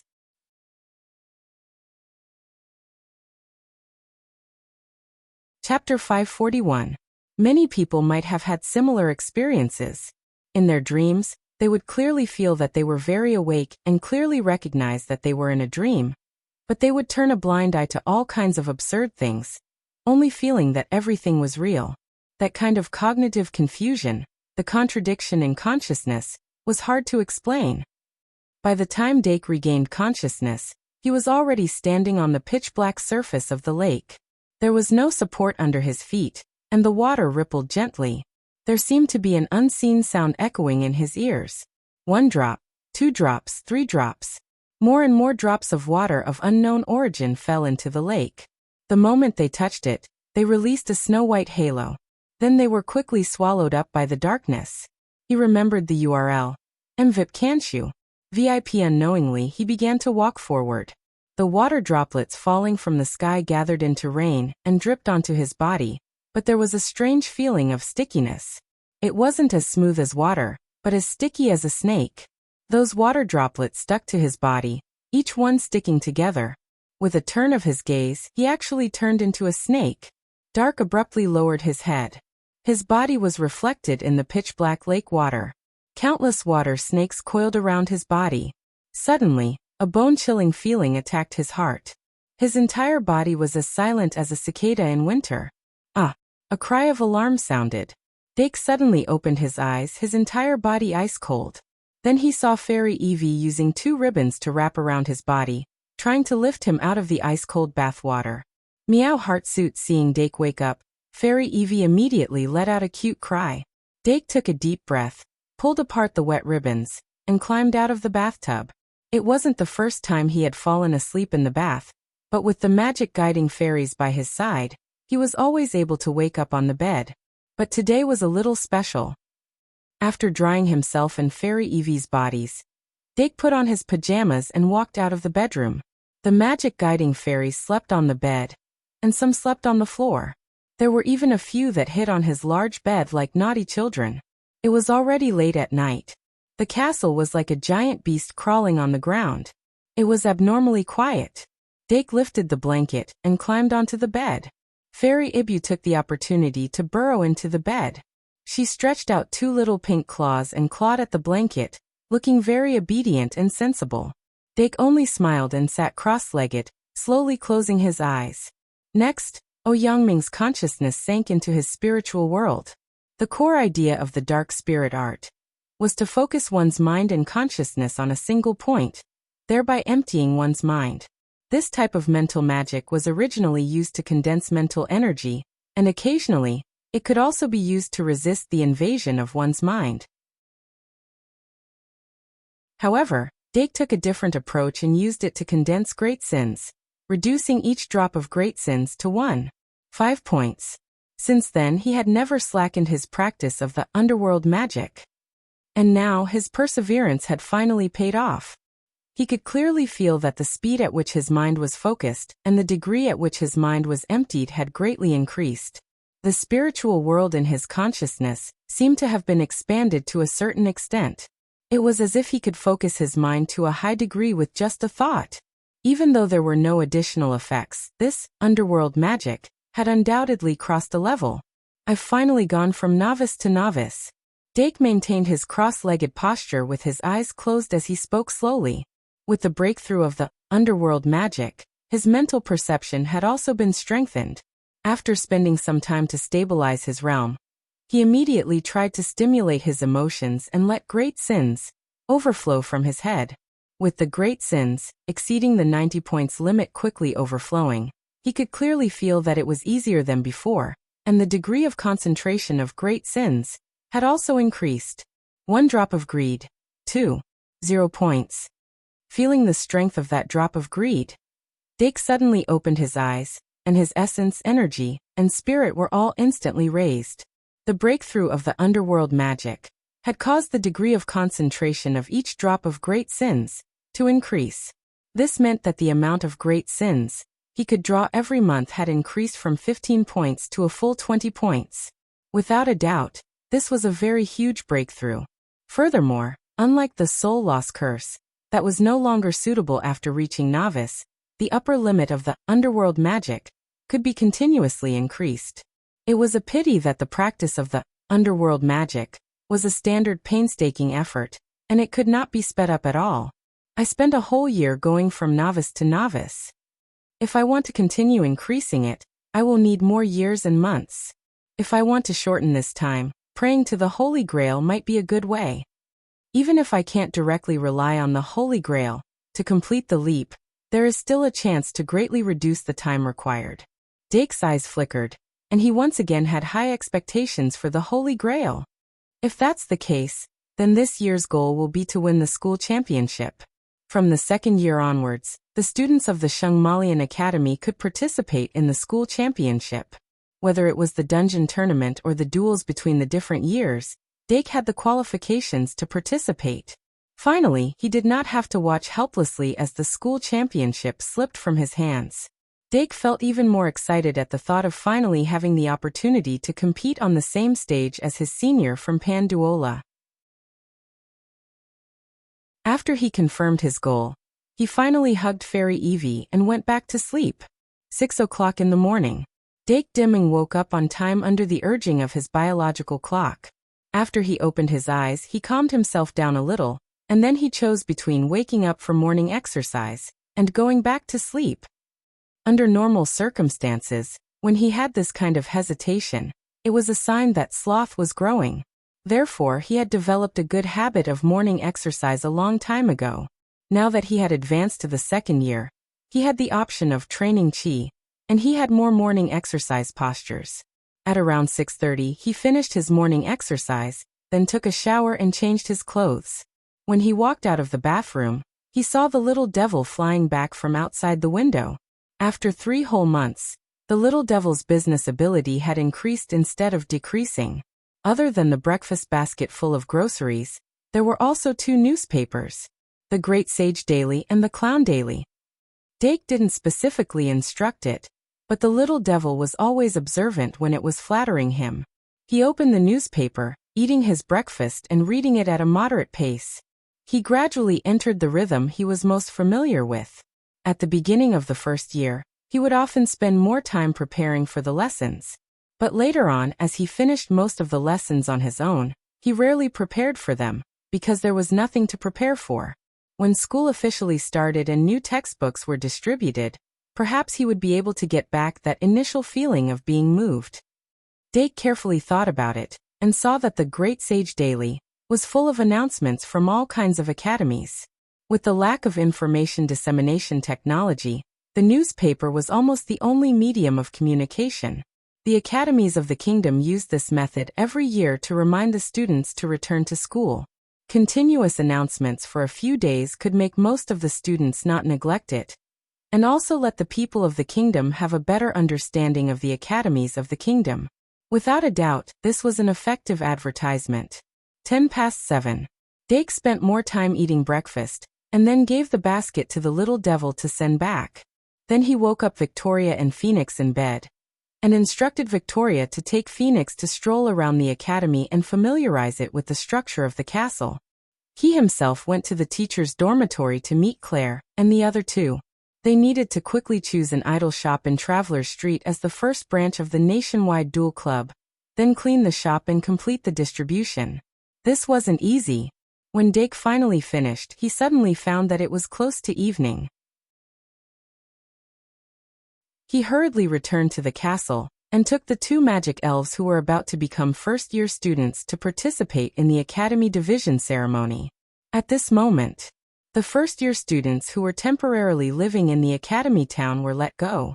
They entered the Academy from the teleportation square, and with anticipation and fear of life in the Academy, they entered the castle under the guidance of Professor Shi Erfu. Dake found the queue and pouted at the 2 magic elves. Follow Professor Shi Erfu, and remember to be obedient. Dake was like a parent who was sending his child to school for the first time, repeatedly exhorting them more than once. I know. Victoria pulled Phoenix up and joined the ranks in a hurry. The first-year students in the queue were curious about the 2 intruders, and the 2 magic elves' eye-catching appearance instantly attracted the freshmen''s attention. But most of the freshmen were very reserved and didn't gossip. An unfamiliar environment, unfamiliar people. Not everyone could calmly deal with it. Dake watched Victoria and Phoenix integrate into the group, then quietly retreated and went to the banquet hall. The second-year to sixth-year students had already entered the hall, and the boys and girls were excitedly discussing this year's freshman lineup. The hall was filled with a joyous atmosphere. Every time it was this time, it was the happiest time for the senior students. The ignorant freshmen who had just entered the academy would receive the academy division ceremony on the stage. This was a grand entrance ceremony for them, and it could even quickly give them a sense of belonging to their respective academies. And for the second year to sixth year students, the freshmen were like models lining up to get on the stage. Looking at their young and tender appearance, it was as if they were looking at their past selves. Dake entered the banquet hall and subconsciously went to his old seat, then found that all the seats were empty. The second-year students of the aristocratic academy, who had already been promoted, were sitting in the seats closer to the center. He looked up slightly and noticed that Doran and Deanna were waving at him. Sorry. Dake silently apologized to the enthusiastic Doran in his heart, then pretended not to see him, and walked in the direction of Deanna. Behind the seat next to Deanna, Dake said in a low voice, "Who are the freshmen who are the most eye-catching this year?" "Who else could it be? Of course it's Anna and Enchi." Deanna chewed on her milk candy, her cheeks slightly red. Luosi poked his head out from the other side of her, and shook the envelope in his hand at Dake. Dake was puzzled. "What's this?" Luosi said in a low voice, "I'm not sure. Professor Lily asked me to give this to you, but you weren't in the tower all day." "I was at Traveler Street." Dake took the envelope and asked curiously, since he had something to say, why didn't he use the school card to notify me? Luosi shook his head.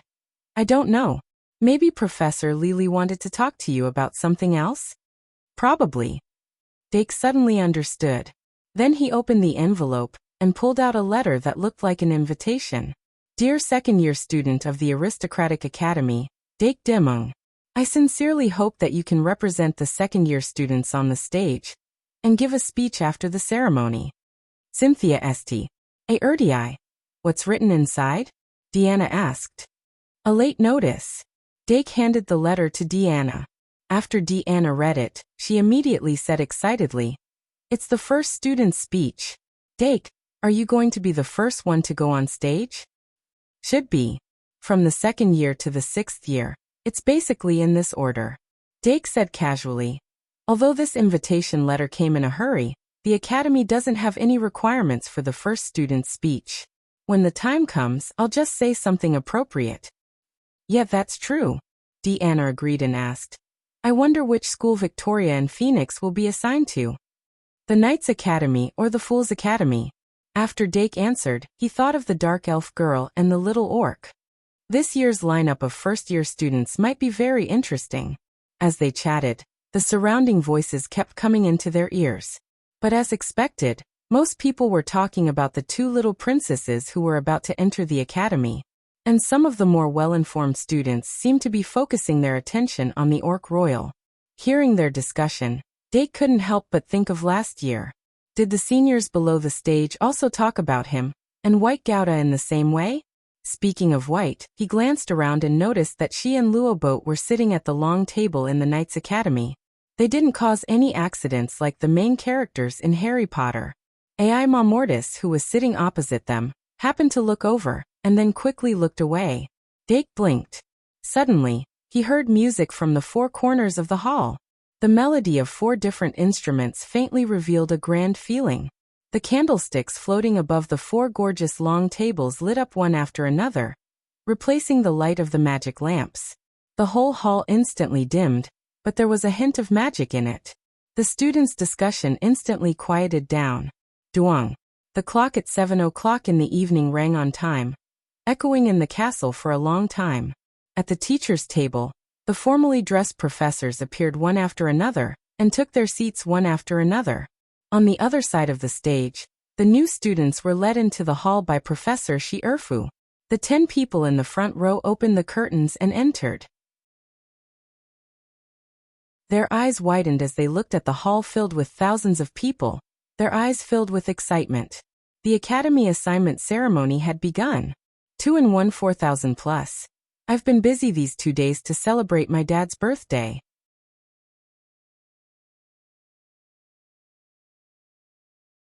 Chapter 542.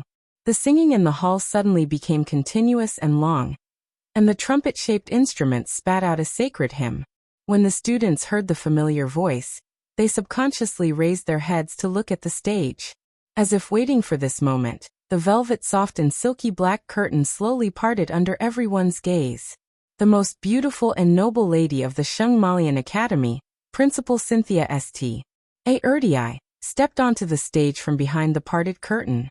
The 9 fairies around her flew forward, transforming into flowers and fireflies, rendering the whole stage dreamy and beautiful.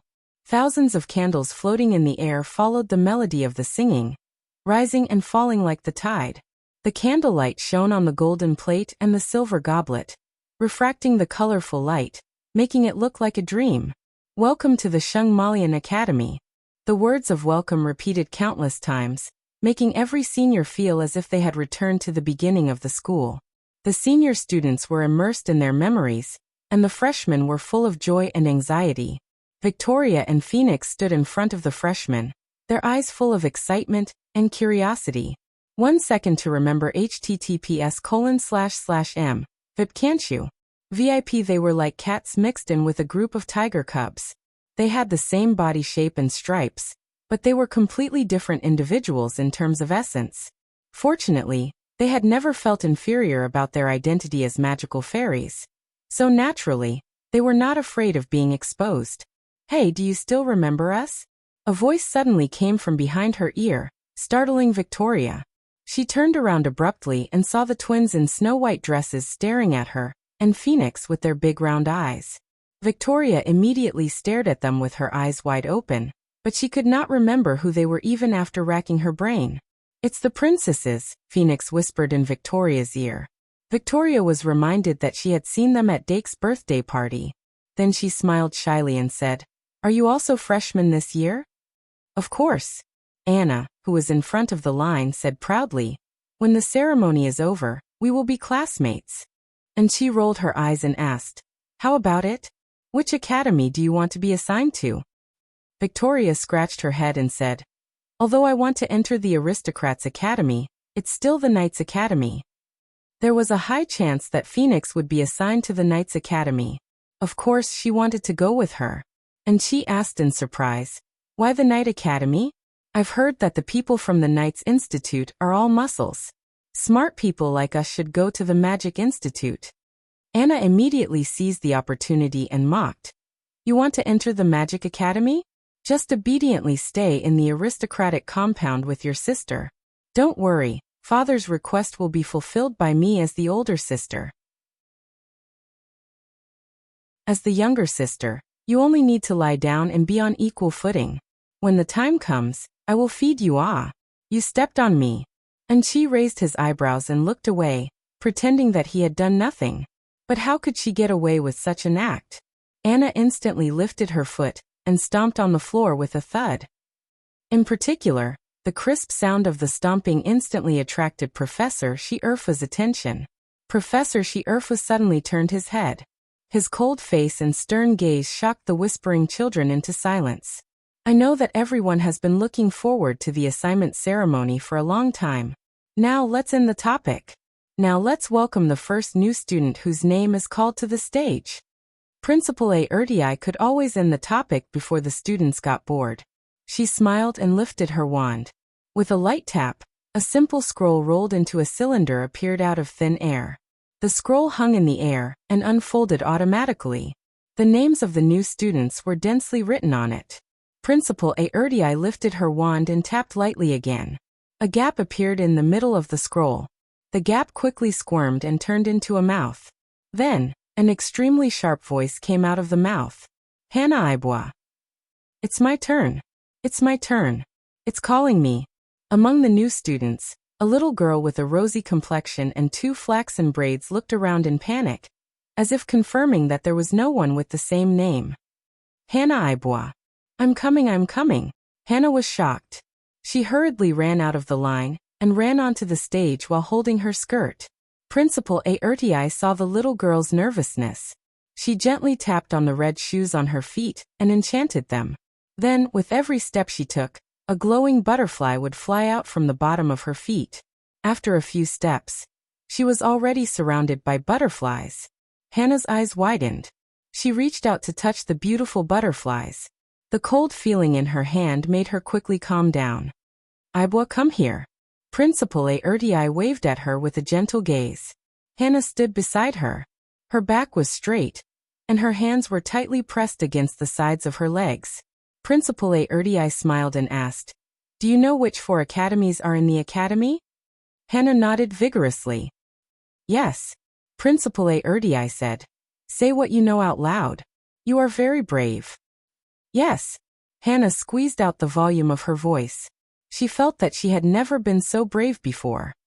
There are 4 academies in the academy. They are the Academy of Nobles, the Academy of Knights, the Academy of Magicians, and the Academy of Fools. The symbol of nobility is the noble crown. Only students with pure noble blood can be assigned to the Academy of Nobles. The symbol of the Academy of Knights is the knight's spear.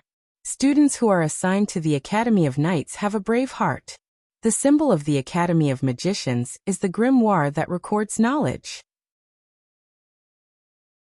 Only students with a strong thirst for knowledge can be favored by the Academy of Magicians. The symbol of the Academy of Fools is the tarot card. Students who are assigned to the Academy of Fools are untapped gems. They have the greatest potential. Hannah said everything she knew in one breath at a speed she had never done before. Principal Erdei showed a look of approval. Well said. The Academy of Knights and the Academy of Magicians are very suitable for you. Is it? Hannah was very happy. Of course. Principal Erdei clapped her hands. One of the 9 fairies around her flew towards Hannah. Hannah took a magic card from the elf's claw and flipped it over.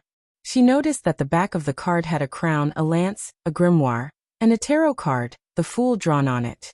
Principal Erdei said, I believe that you already know how to activate the Academy card? Hannah nodded slightly. Following what she knew, she placed the Academy card in the palm of her left hand and covered it with her right hand. She closed her eyes and tried her best to inject her thoughts into the card. The half-finished Academy card absorbed the magic of her thoughts and gradually glowed. By the time Hannah opened her eyes, the branch card had already been automatically replenished. On the surface of the Academy card, the black grimoire that represented the Academy of Magicians appeared. Hannah Ibwa, Academy of Magicians. Oh.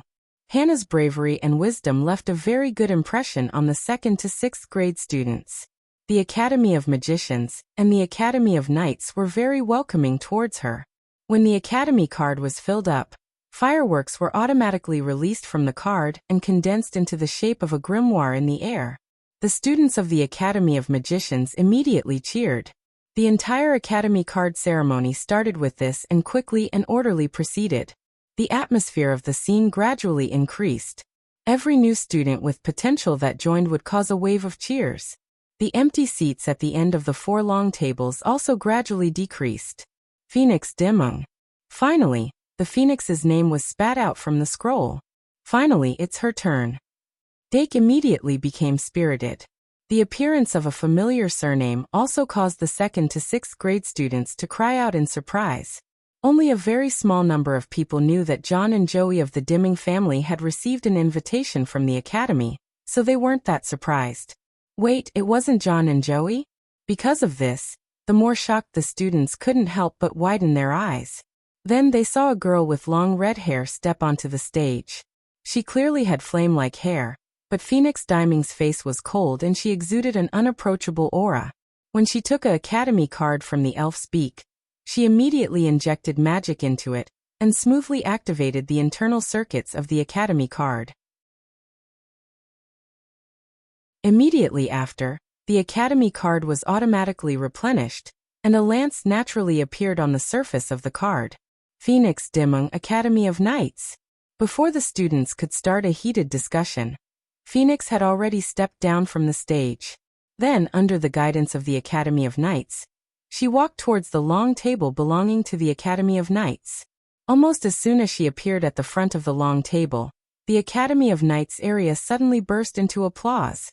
Everyone knew that the Dimming family was at the peak of the kingdom, and students with the surname Dimming should be assigned to the Academy of Nobles no matter what. This unexpected result made the Academy of Knights very excited. As soon as Phoenix sat down, the surrounding students were very enthusiastic to talk to her. The 2nd grade students who were closest to the 1st grade frequently turned their heads to look at her, full of curiosity. But Phoenix didn't seem to want to talk to them. Dake looked at Phoenix's back with some worry. He had a feeling that her interpersonal relationships would become a mess. I can only hope that Victoria will also be assigned to the Academy of Knights. When Victoria's name was mentioned, Victoria's name was called out loudly. The students who were surprised by Phoenix's surname were now even more surprised. Including the Chown siblings who have yet to appear, the Dimming family this time has 4 new students? This shocking fact made it impossible for people to ignore. Since last year, Dake Dimming had dominated the first grade. The students of the Shungmalian Academy clearly knew the weight of the word Dimming. If these 4 new students were allowed to grow, the entire first grade, no, perhaps the entire academy would be Dimming's world.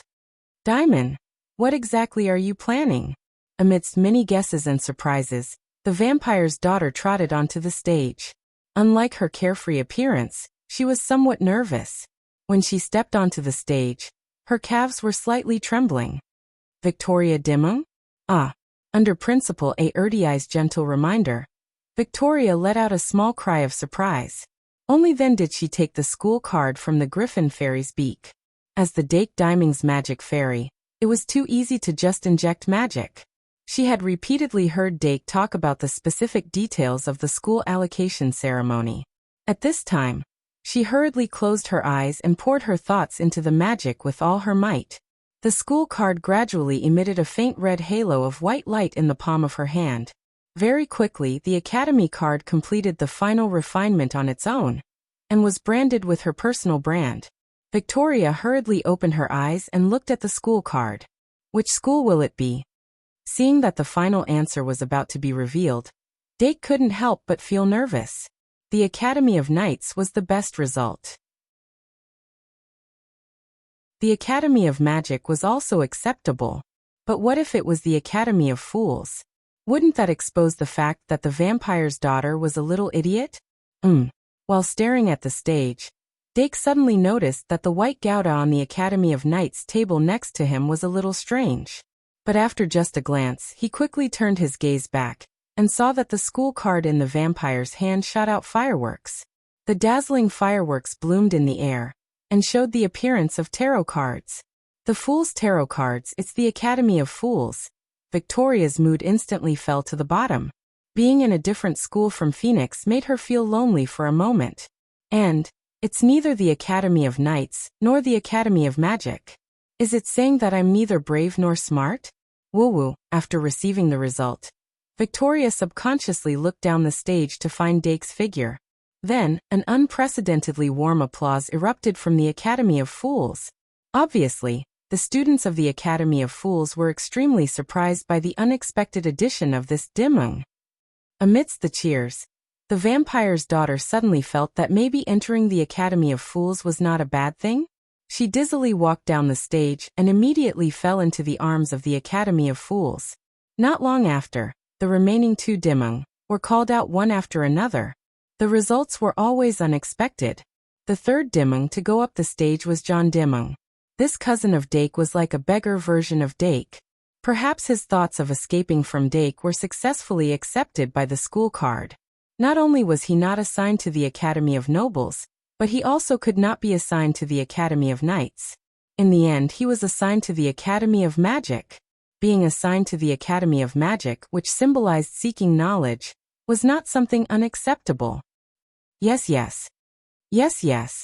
John almost jumped to the Academy of Magic, as if he was running in the sun. Joey Dimming, who went up the stage right after his twin brother's success, also tried his best to inject his thoughts of escaping from Dake into the school card along with his magic power. However, things did not always go according to plan. Perhaps she was not as smart as her twin brother. She was just assigned to the Academy of Nobles. At that moment, the Academy of Nobles, which finally got another Dimming, set off a wave of cheers as if to express all the accumulated frustration from before. However, Joey herself was not happy at all. 2 and 1 4200 plus. Catgirl Encyclopedia should be added today. The wallpaper is in the full subscription group. You can use it for yourself, but don't spread it. Starting from tonight, there should be more time. The last 10 days of July, starting from 10,000.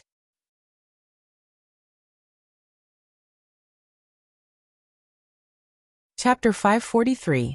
With the arrival of the 4 Dimming, the ceremony entered a period of stability.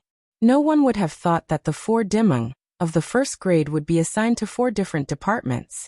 But this kind of behavior was really in the style of a certain Dimeng. The students of the 4 departments gradually quieted down. After Dark recovered from his shock, he began to ponder. The situation before him was completely out of his expectations. Now that Victoria and Phoenix were assigned to 2 different departments, and John and Joey were also assigned to 2 different departments, the situation couldn't be worse. The only one in the same department as him was Joey, his cousin, whose name made him feel very uncomfortable. Of course, he didn't forget his promise to take care of the twins, but his cousin John wasn't in the noble house, which was really beyond his reach. John looks silly, but I didn't expect him to be a scholar. Dake knocked his head, feeling a little helpless. Website. https://m. VIP can't you? VIP. His impression of John and Joey was still the same as when they were young. At that time, John and Joey were still round and cute, and the 2 little cuties would take the initiative to grab his fingers when they were in a crowded place. They were simply too cute. But now, the 2 siblings were avoiding him like the plague, which made him feel very helpless. What a pity! What a pity! John was assigned to the sorcerer department. Dake shook his head again. Deanna saw him sighing and whispered, "By the way, Dake, where is Aurora?" Dake said, "Aurora and Aunt Claire are together. They should be waiting in line now." Luosi curiously asked, "Aurora, is she Deanna's cousin?" Dake nodded and said, "Yes. I don't know where she will be assigned." Needless to say, Deanna held her head high and said, "Aurora will of course be assigned to the sorcerer department. She's so smart." Dake thought about it and agreed. Although she didn't have many opportunities to show off in the Duke's mansion, she still showed a very strong ability to absorb knowledge when she came into contact with armament refining. Dake wouldn't be surprised if she was assigned to the magic engineering department. In addition to Aurora, he was more concerned about Oscar Aud's sister. Where would Vivian Alvind, the dark elf, be assigned? Vivian, Victoria, and Phoenix were the trio that he had expected, but it was obviously impossible for them to form a team now. As for the 2 princesses, how could he be assigned outside of the House of Nobles? Dake kept glancing at Phoenix and Victoria until Anchi was called before Anna. He then turned to look at the stage. Almost at the same time, the palace that had just calmed down suddenly became noisy. The appearance of the princess was naturally the center of attention. Especially the students of the House of Nobles. They had been looking forward to the ceremony of the 2 princesses from the very beginning.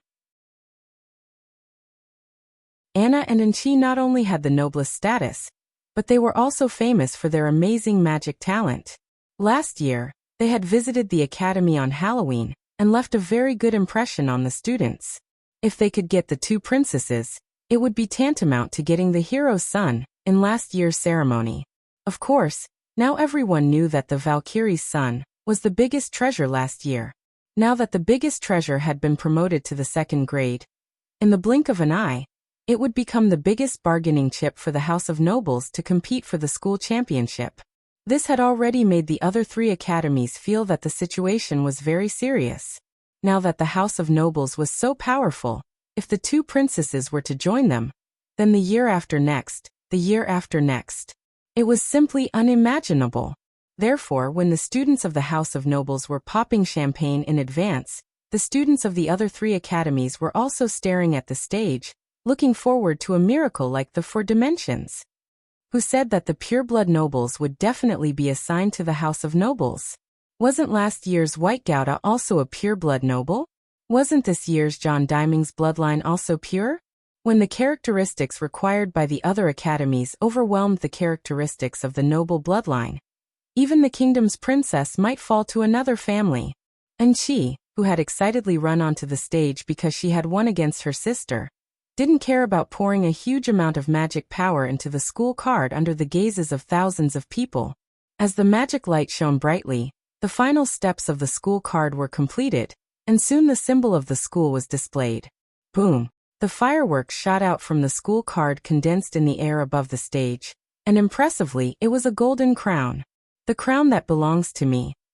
And she smiled and quickly walked down the stage, facing the almost fanatical cheers and shouts of the House of Nobles.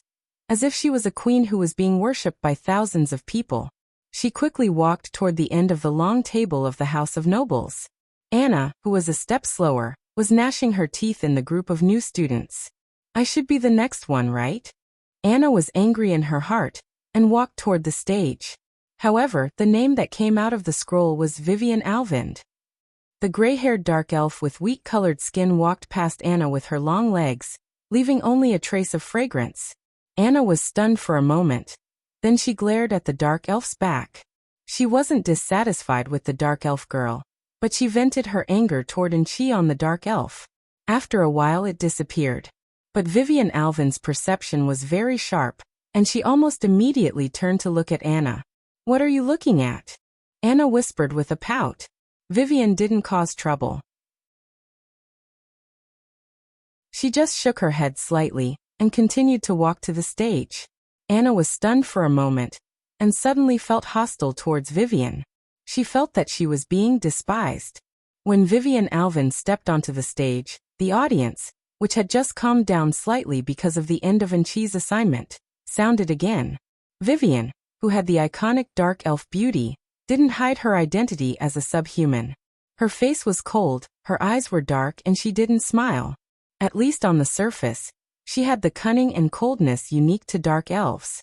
In the eyes of the students below the stage, some were purely curious, and some were full of malice.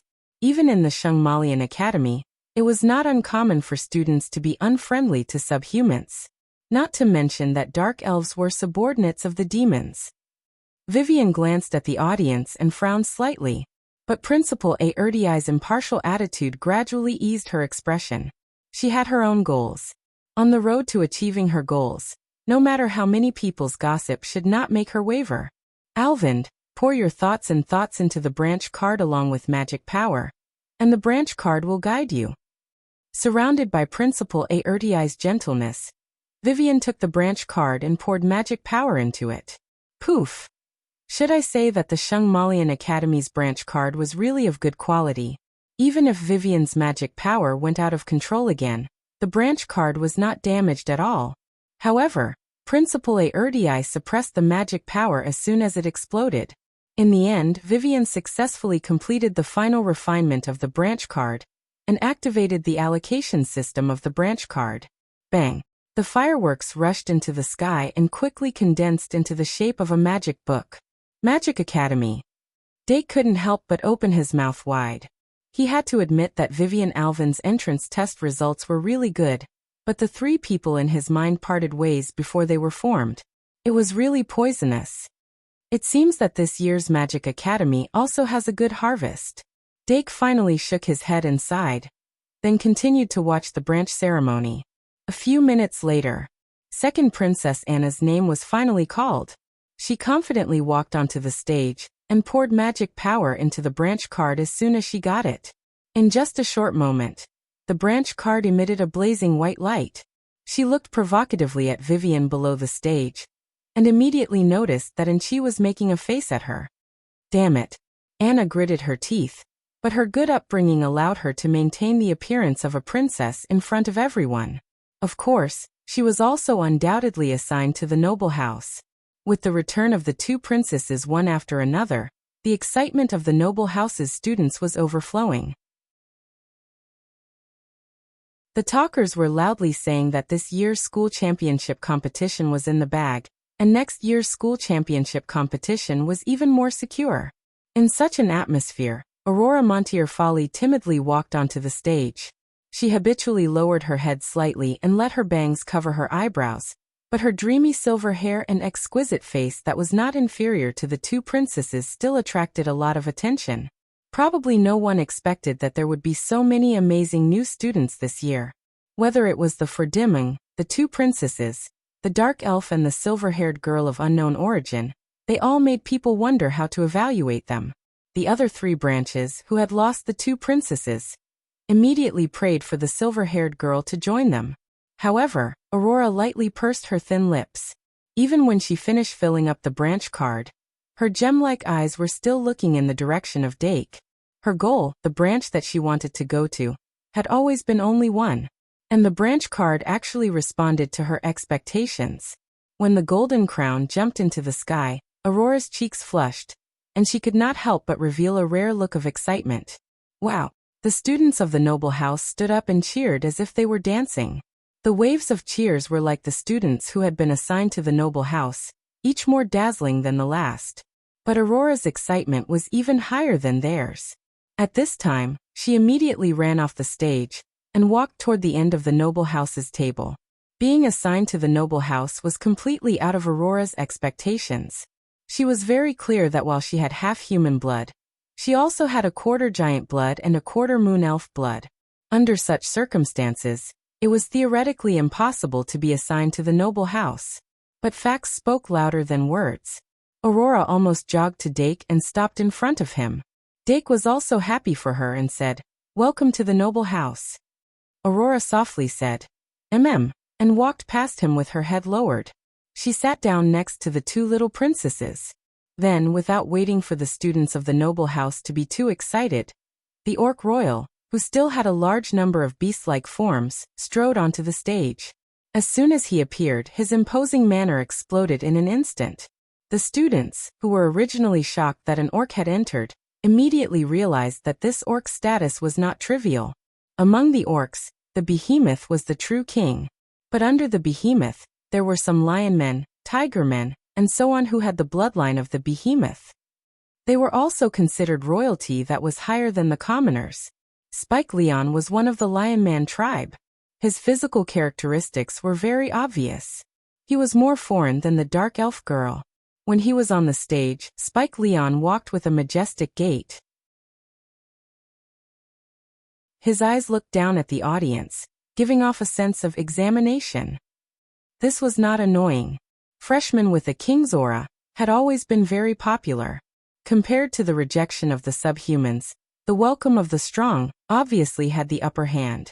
Only the subhumans who did not want to improve and were obsessed with their different identities would be hated by most people. As for the extreme racists, in such a big environment, they would also restrain themselves. Spike Leon Academy of Knights. Spike Leon was finally assigned to the Knight Academy. In an instant, the little knights cheered wildly. The brave and majestic lionmen simply hit the sweet spot of the Knight Academy students. They even welcomed Spike Leon more than the two princesses. Among the orcs, this Spike Leon should be considered a prince, right? White Gouda of the Knight Academy whispered to Luo Boat Broheim. But before Luo Boat could reply, Spike Leon's majestic voice was heard from behind the two of them. The 38th Prince of the Orcs. Then the footsteps gradually faded away. The 38th Prince. White was shocked. Luo Boat was horrified. The orcs can really give birth. The 38th Prince of the Orcs, Spike Leon, who had already walked over, suddenly lost his footing and almost fell. After the Orc Prince's appearance, the Academy assignment ceremony gradually came to an end. The number of freshmen who attracted attention this year was even more than last year. Just the ones that Dake was more familiar with were Academy of Aristocrats, Anna and Chi Aurora, Joey Academy of Knights, Phoenix Spike Academy of Magic, John Vivian Academy of Fools, Victoria. Although the vampire's daughter was assigned to the Academy of Fools alone, she was still regarded as a treasure by the Academy of Fools and was extremely popular. Now there was a slight feeling of indulging in pleasure. Dake secretly sighed in relief when he saw how smoothly she got along with the students around her. Among so many people, he was most worried about Victoria. In contrast, Phoenix's intelligence was born later than hers, but he matured faster than her. Until today, the vampire's daughter still had the strong aura of a child. He could only hope that she could better sharpen her mind in the Academy of Fools. After the last freshman accepted the Academy assignment ceremony, Principal Erdii once again took the center position and used a few short words to lead the next routine. First seat speech. From the 2nd to the 6th grade, there were a total of 5 first seats in the academy. Dake Dimming was the first seat of the 2nd grade. He slightly adjusted his collar and walked onto the stage amidst thunderous applause. Now let's welcome the first seat of the 2nd grade, Dake Dimming from the Noble Academy, to open the curtains of the first seat speech. Principal Erdii stretched out his hand and said this, then retreated to the side. Dake walked to the position where she was standing before, and looked at all the students with a calm expression. His gaze quickly swept across the venue. He could see Victoria pointing at him and shouting excitedly. Anna and Enchi pouted and looked irritated. Phoenix was still expressionless. Aurora's cheeks were slightly red and she looked up. Vivian looked surprised. John and Joey were as usual. In the second grade, Dole and Teddy took the lead in applauding. Deanna and Luosi also echoed. Saraswati, Emma Matisse, and the other top students were all unwilling to give up. But if one looked closely, they would find that their eyes were also brimming with confidence. Obviously, during the 3-month-long vacation, they did not relax too much. This point, it seemed to be the same for White Gouda. Even Luo Boatbrohim's energy was much higher than when he was in the first grade. His magical engineering skills might not have improved much, but his tan skin and more vigorous body indicated that he had received long-term military training. Perhaps he had already opened 1 or 2 chakras. As for the students in the higher grades, Panduola Doragon, who was originally in the 4th grade and was now the 5th grade's first seat, was now preparing to give a speech behind the stage. And the current first seat of the 4th grade, the daughter of the Winter Sage, Winnie Scatty, was also preparing backstage. Dake's gaze swept across the rest of the people and quickly retracted his gaze. Then he finally said, "Good evening, all the freshmen of the 1st grade, the students of the 2nd grade, and the seniors of the 3rd grade and above. I am extremely honored to be able to stand on this stage as the first seat of the 2nd grade. During the last school year, we did not have an easy time. It was a very standard opening. Even Dake himself did not expect that he would be so formulaic when he opened his mouth. But he still followed the opening and continued to speak, giving off a feeling that he was very eloquent and incessant. A few minutes later, when Principal Aerdei's voice entered his ears, he stopped abruptly. He skipped over most of the content and gave a more standard ending. That's all for the gossip. I believe that although everyone is interested in a long and tedious speech, it can't compare to the romance of personally experiencing it. At the end of this speech, I will condense the reason why I was able to become the first seat into 3 words. I hope that the future generations can learn from it. These 3 words are temperance, the tower, and the world. Aren't these 3 tarot cards?" After he finished speaking, Dake quickly left the stage under the slight confusion of the students below the stage. Principal Aerdei calmly changed the stage and invited the current first seat of the 3rd grade. Then it was the 4th grade, 5th grade, and 6th grade. But no matter how wonderful the speech of the latecomer was, it could not compare to Dake's 3 words' final conclusion. The more one thought about the 3 words he left behind, the more lingering the aftertaste. But when he casually said those 3 words, he probably did not think that they would lead to a long-lasting trend in Shengmalian Academy. The entire speech segment was shortened to a quarter of an hour under the control of Principal Aerdei behind the scenes. She finally took over the topic and gave her blessings to all the students present, and made a beautiful vision.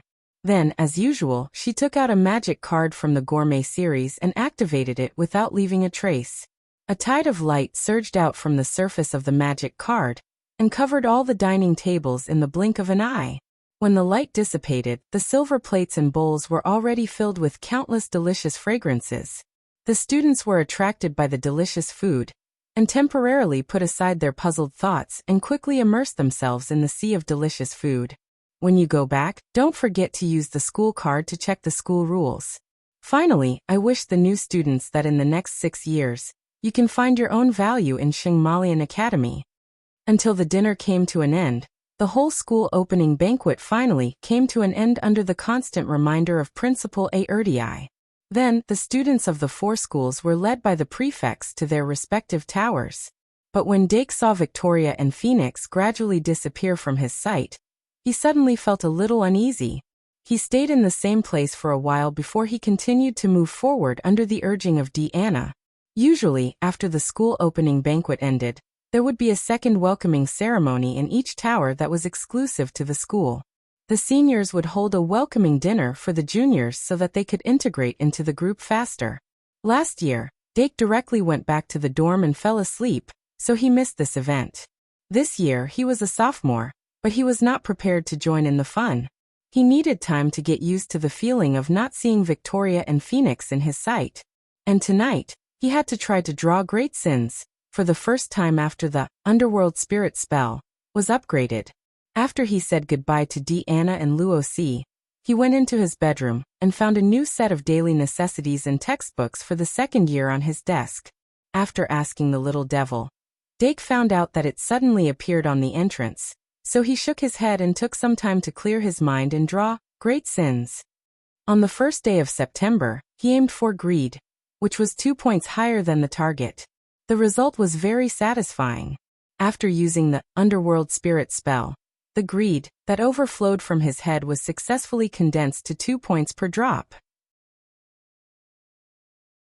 In this way, his monthly drawing quota would increase, which would be more helpful for his experiments. And with the increase in his monthly drawing quota, he would be able to develop new great sins more boldly. After he took a bath, he sat down in front of his desk and prepared to have a general understanding of the textbooks for the second year before he went to bed. As expected, there is no textbook for arithmetic. After a while, he stacked the textbooks neatly and looked out of the window. In less than a few seconds, his premonition was confirmed. A small dragonfly flew through the window guardrail and into the room. Then, it suddenly glowed and turned into a little fairy with a pair of dragonfly wings. Lily has arrived.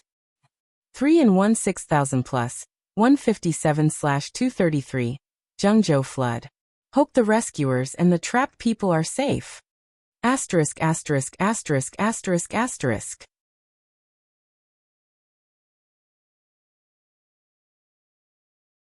Chapter 544. Wah! Lily Laplace ignored the sharp gazes of the elves and pushed Dake to the ground, almost riding on his face. Dake helplessly lifted up the elves and got up. Why are you only here now? Aren't we preparing for the sorting ceremony? Lily stuck out her tongue and glanced at the desk full of textbooks. Dake said, You're only here now. Is one day enough? Lily floated in the air, patted him on the shoulder like a little adult, and said, Oh Diamond, you have to believe in Professor Bacon. Sacrifice to Professor Bacon who was about to go to heaven. Dake rolled his eyes and took out the Mathematics 2 book that he spent a lot of effort to write. He threw it at Lily. Pa! Lily clapped her hands and caught the Mathematics 2 book. She then excitedly flipped through the book to read it. As promised, Dake only wrote the main content. As for the polishing part and the supporting exercises, Lily and Professor Bacon had to complete them. Remember the website, MVIP can't you? 6 originally, if Lily and Professor Bacon wanted to use Mathematics 2 as a second-grade textbook, they first had to master the content. The polishing and writing exercises were just along the way. Of course, Lily made it clear that she wanted to push all the trouble to Professor Bacon. However, this had nothing to do with Dake. I'll give you the money and you give me the goods. After Lily quickly flipped through the book, Dake waved his school card in front of her. Lily gave him a flirtatious look and laughed. A priest can leave, but he can't leave the church. Don't worry, I won't go back on my word. Then she took out her school card and pressed it against Dake's. Beep! The sound of a transfer notification rang out, and Dark's school card had an additional 50,000 credits. Dark's face lit up when he saw that his wallet was full again. However, he didn't forget that the agreed-upon credit limit was actually 100,000 credits. What about the other 50,000? Dake asked coldly as he flicked his school card. Hee. Lily tilted her head and tried to muddle through with her cuteness. However, how could Dake Dimming be so easily fooled?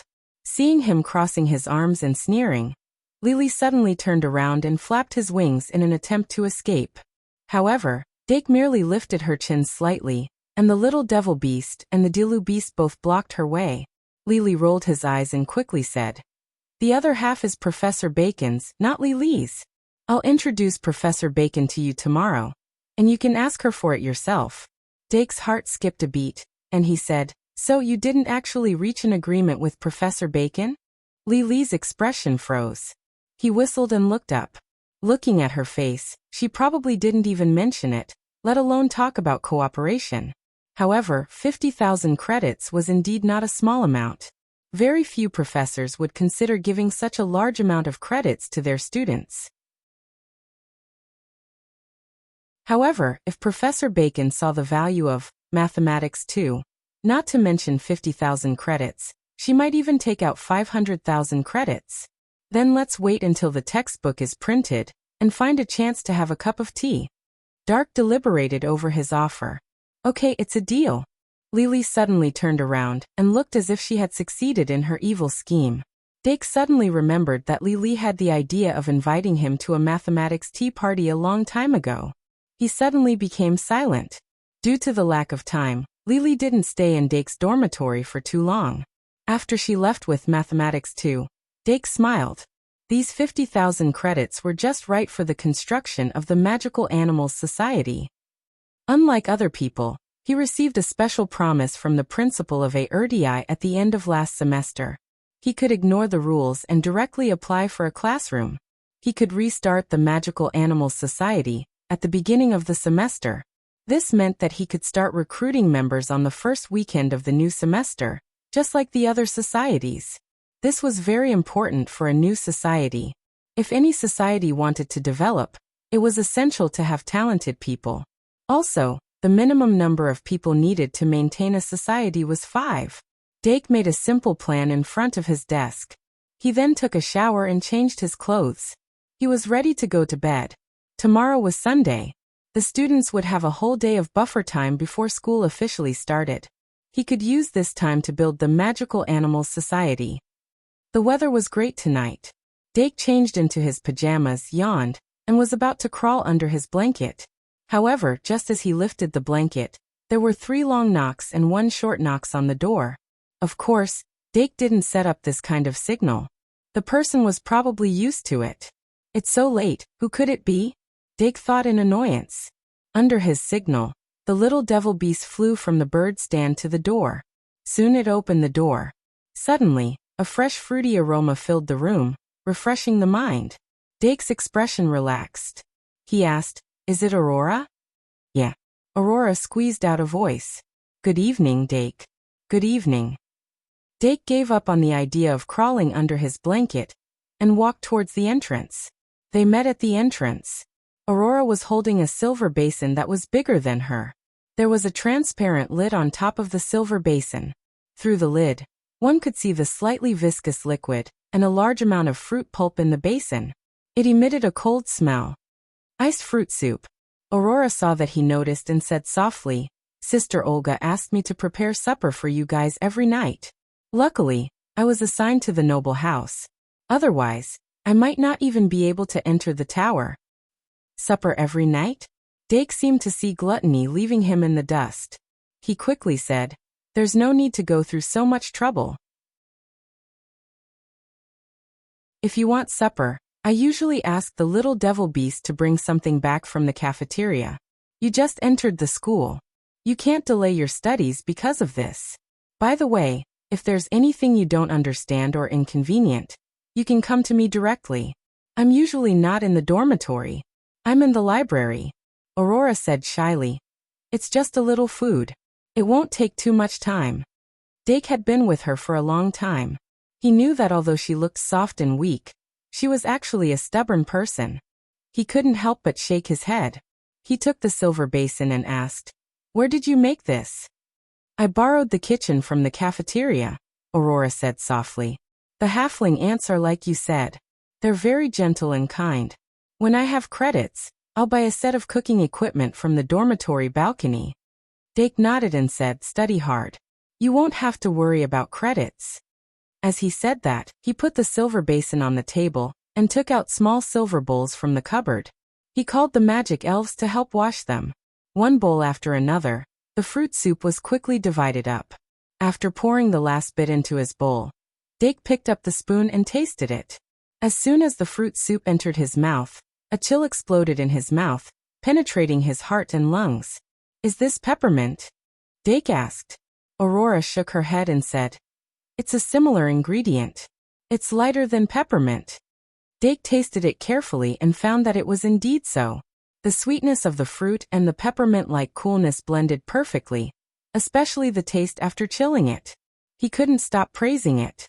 Dake exclaimed, "I've always heard that your cooking skills are good, but I didn't expect it to be so good." Aurora lowered her head, her neck and ears gradually turning red. "It's not that good." While tasting the fruit soup, Dake asked Aurora about the first year's class schedule. He found that it wasn't too different from his first year. The only thing that surprised him was that the original arithmetic class had been changed to mathematics. Professor Bacon was in the second year last year, so he should be in the third year now.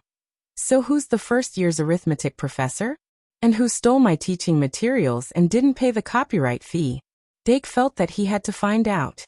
After finishing the large basin of fruit soup, Aurora left Dake's dorm with satisfaction. She walked downstairs and hummed softly. She only felt that her whole body was light and graceful. This was the feeling. This was the feeling she wanted. When she was at the Duke's mansion, Aurora took care of her so well that she didn't have any room to show off. Now that she was at school, she could finally show off her skills. "What should I do tomorrow night?" She smiled sweetly. Sleeping after a meal wasn't a good habit. Dake walked to the balcony and looked in the direction of the Tower of the Fool's Yard. He sighed in his heart. Then he practiced the underworld magic for half an hour before he went back to sleep. A rainstorm at night made the air in the castle very fresh. The freshmen spent their first night at the Shungmalian Academy in the midst of the sudden rain. Some were hesitant, some were excited, and some didn't feel anything at all. The vampire's daughter hugged her knees and sat on the bed. The bed she tried hard to make was still a little crooked, and the pillow under her chin didn't have a pillowcase. The whole dorm was spacious and empty. It made her, who had lived in groups since she was born, very uncomfortable. A sense of loneliness arose, but she clenched her teeth and endured it. Not being assigned to the knight's yard made her very unhappy. She didn't think that she lacked courage. "I must show them that I'm also very brave." Sob, sob, sob, Dake. It was a coincidence. The Phoenix girl in the Tower of the Knight's Yard didn't fall asleep either. She moved the bed to the corner and curled up her petite body in a dark corner. She was wrapped in a quilt and pursed her lips as she thought. The following academic life would be a challenge for her. In contrast, the two little princesses were sleeping soundly without a care in the world. It was the first time the two of them slept in a place where no one was accompanying them. Their rude and overbearing sleeping posture was finally exposed. They even slept in the same position, like tortoises being roasted on a fire. On the morning of September 2nd, most people chose to sleep until late in the morning. But Dake wasn't one of them. He had gotten used to the pace of life at the academy again. He left the dorm at 8 o'clock in the morning, feeling refreshed. Although the principal of Erdii had opened a back door, simplifying the process of establishing a club, and even eliminating the most important review process, the necessary procedures still had to be followed. Dake arrived at Professor Shierfa's office and found that someone was already inside. So he knocked on the office door. Knock, knock, knock. "Come in." The door wasn't locked from the inside. Dake turned the doorknob and entered. "Dake." Professor Shierfu raised her head a little, somewhat puzzled. "Good morning, Professor." Dake raised his hand to his chest and bowed slightly. Then he let go and said, "Professor, I want to establish a club." Professor Shierfa suddenly remembered. She smiled and said, "Is it the Magical Animals Club?" A smile appeared on Dark's face as he nodded. "Yes." Professor Shierfa's eyes showed traces of reminiscence. She said with a smile, "I didn't expect to see the emergence of this club one day. I think Erdii told you everything at the end of the last semester. But now that 3 months have passed, your memory is probably fading. Wait a moment, I'll prepare a document for you." "Thank you, Professor Shierfu." Dake walked to the sofa and sat down, minding his own business as he boiled water and made tea.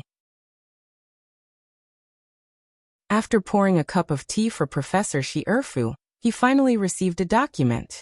The document wasn't thick, so he finished reading it quickly.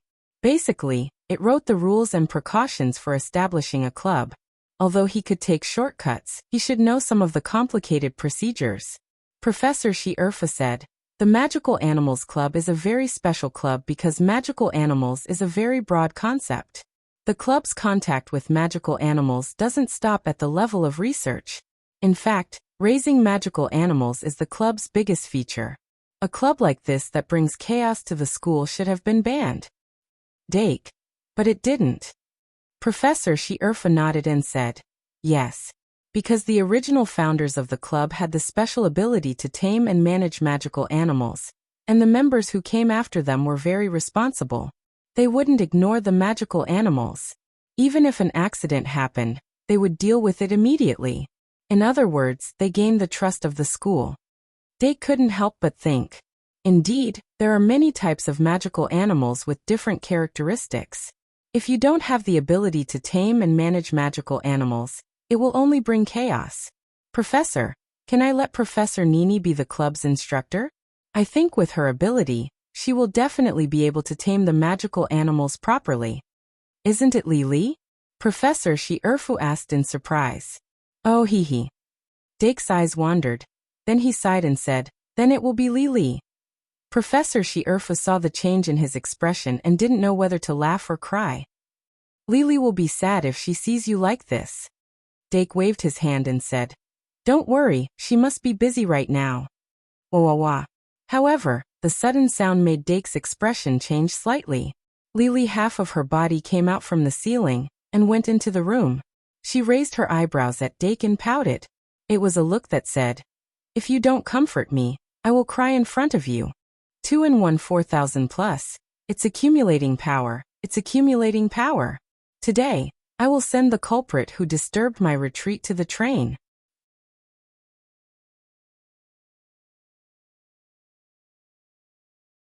Chapter 545. As soon as he saw Lili, Dake knew that she must have pushed all the teaching materials to Professor Bacon. Of course, he wouldn't coax a bad kid like her. Therefore, he ignored her and continued to speak to Professor She-Erfa. Then we'll choose Lili as the club's instructor. What's the next step? Lili shouted. Wait, you haven't asked for my opinion. Professor She-Erfa turned to her and smiled. Then do you object? Lili immediately held her head high and said, who else but me? Dake subconsciously glanced at her swollen chest and heard Professor She-Erfa continue. Since you don't object, then there's nothing for you to do for now. Come and sign an autograph later. Lili's mood quickly improved, and she happily floated to the sofa where Dake was sitting. Xingmalian Academy had a large number of clubs. Other than a few large clubs, there were also a large number of small clubs. Each club had a different theme. Even so, the Magical Zoology Society was extremely special among them.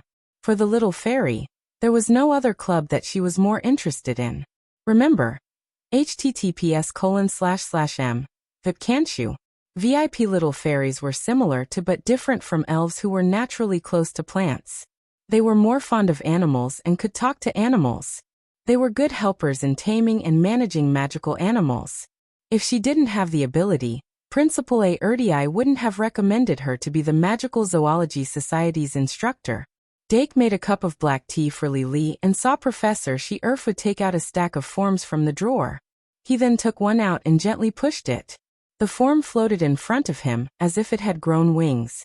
He picked it up and muttered, "Is this a club application form?" Professor She-Erfa smiled. "Yes, fill this out first." It seemed that even if he went through the back door, he still had to go through the procedures. Dake picked up a pen and filled in the club application form. First, he filled in the applicant's name, year, college, then there was the name of the club and the name of the club's instructor. Finally, there was the research topic of the club and the reason for applying. The research topic of a society was the core that differentiated a society from other societies. For example, the Aristocratic History Research Society, which Dake had been in contact with the most, had an official title of researching the history of the aristocrats. Every semester, they had to submit research reports related to the history of the aristocrats. If the research report was not approved, the society would be punished or disbanded. Therefore, if the society wanted to survive, it had to do real research. If he were to simply make up a name, he would not be able to live for long. Of course, the Academy would generally rate the societies based on the number of members, scale, funds, and other factors. Societies with low ratings would have lower requirements for the quality of their research reports. Correspondingly, a club with a high rating would also have to provide high-quality research reports and even more results. That was why large societies would actively seek for talents to contribute to the society's development. Fortunately, Dake had never thought of making the magical animal society big or strong. His original goal was only to provide a place for the magic elves to move around outside of the dormitory.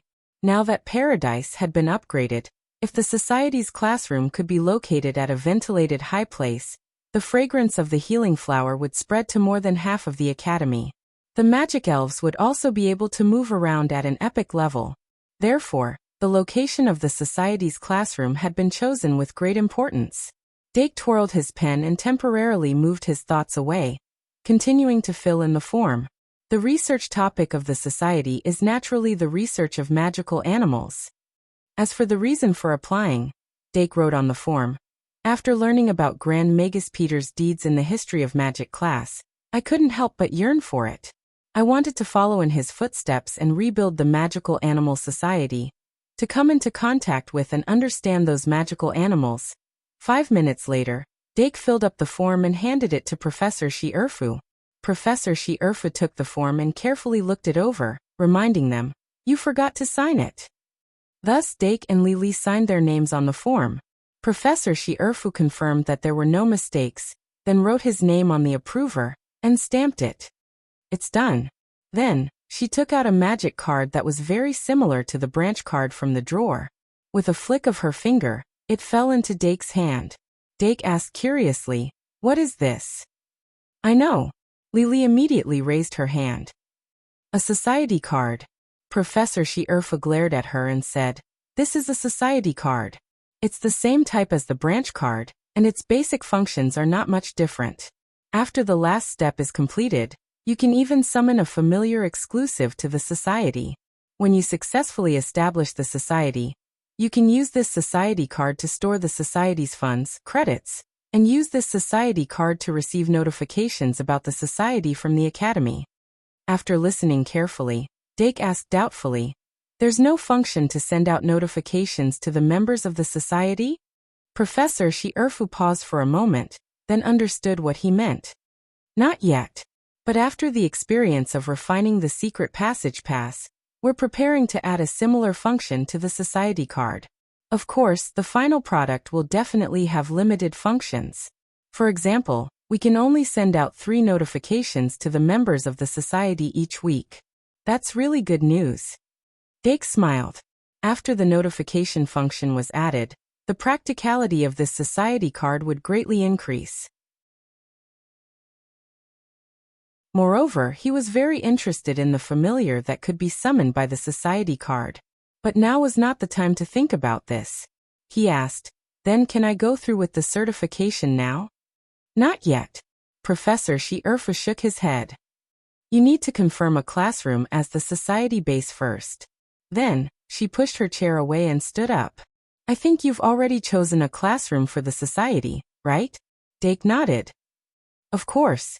Professor Shi-Erfu smiled. "Lead the way." Dake, which floor of the castle will our society classroom be on?" Dake, I think the 8th floor is good. What do you think?" Dake. Dake smiled and raised his hand, using his palm to support Professor Li's side profile. The castle of the Shungmalian Academy didn't have many things, but it had a lot of classrooms. Even if all the classrooms of the academy and the society were added together, less than 1/10 of the total number of classrooms were used. Dake had noticed this during the Halloween event. At that time, he was very confused about the purpose of these classrooms. Now that he had to choose between these classrooms, his answer was, none of them. Dake, why did you walk out of the castle?" "Okay, quiet down." Dake couldn't help but put his hand on his forehead. Professor Shi-Erfu looked at the golden-haired young master, who was being pestered by the little minx. Her serious face relaxed, and a smile like a spring breeze appeared on her face. Then she guessed, "I think Dake wants to choose a classroom on the spiral clock tower, right?" Dake turned his head and said, "Can I?" Professor Shi-Erfu stopped smiling and said with a straight face, "There's no precedent." Dake immediately said, "Then it's okay." Professor Shi-Erfu was surprised. What kind of logic is that? Dake said, isn't precedent used to create precedent? Professor Shierfa shook his head. The headmaster of ARDI specially told me that your application for the society was part of the reward for the last academic year. Otherwise, I wouldn't have arranged for your society classroom on the clock tower.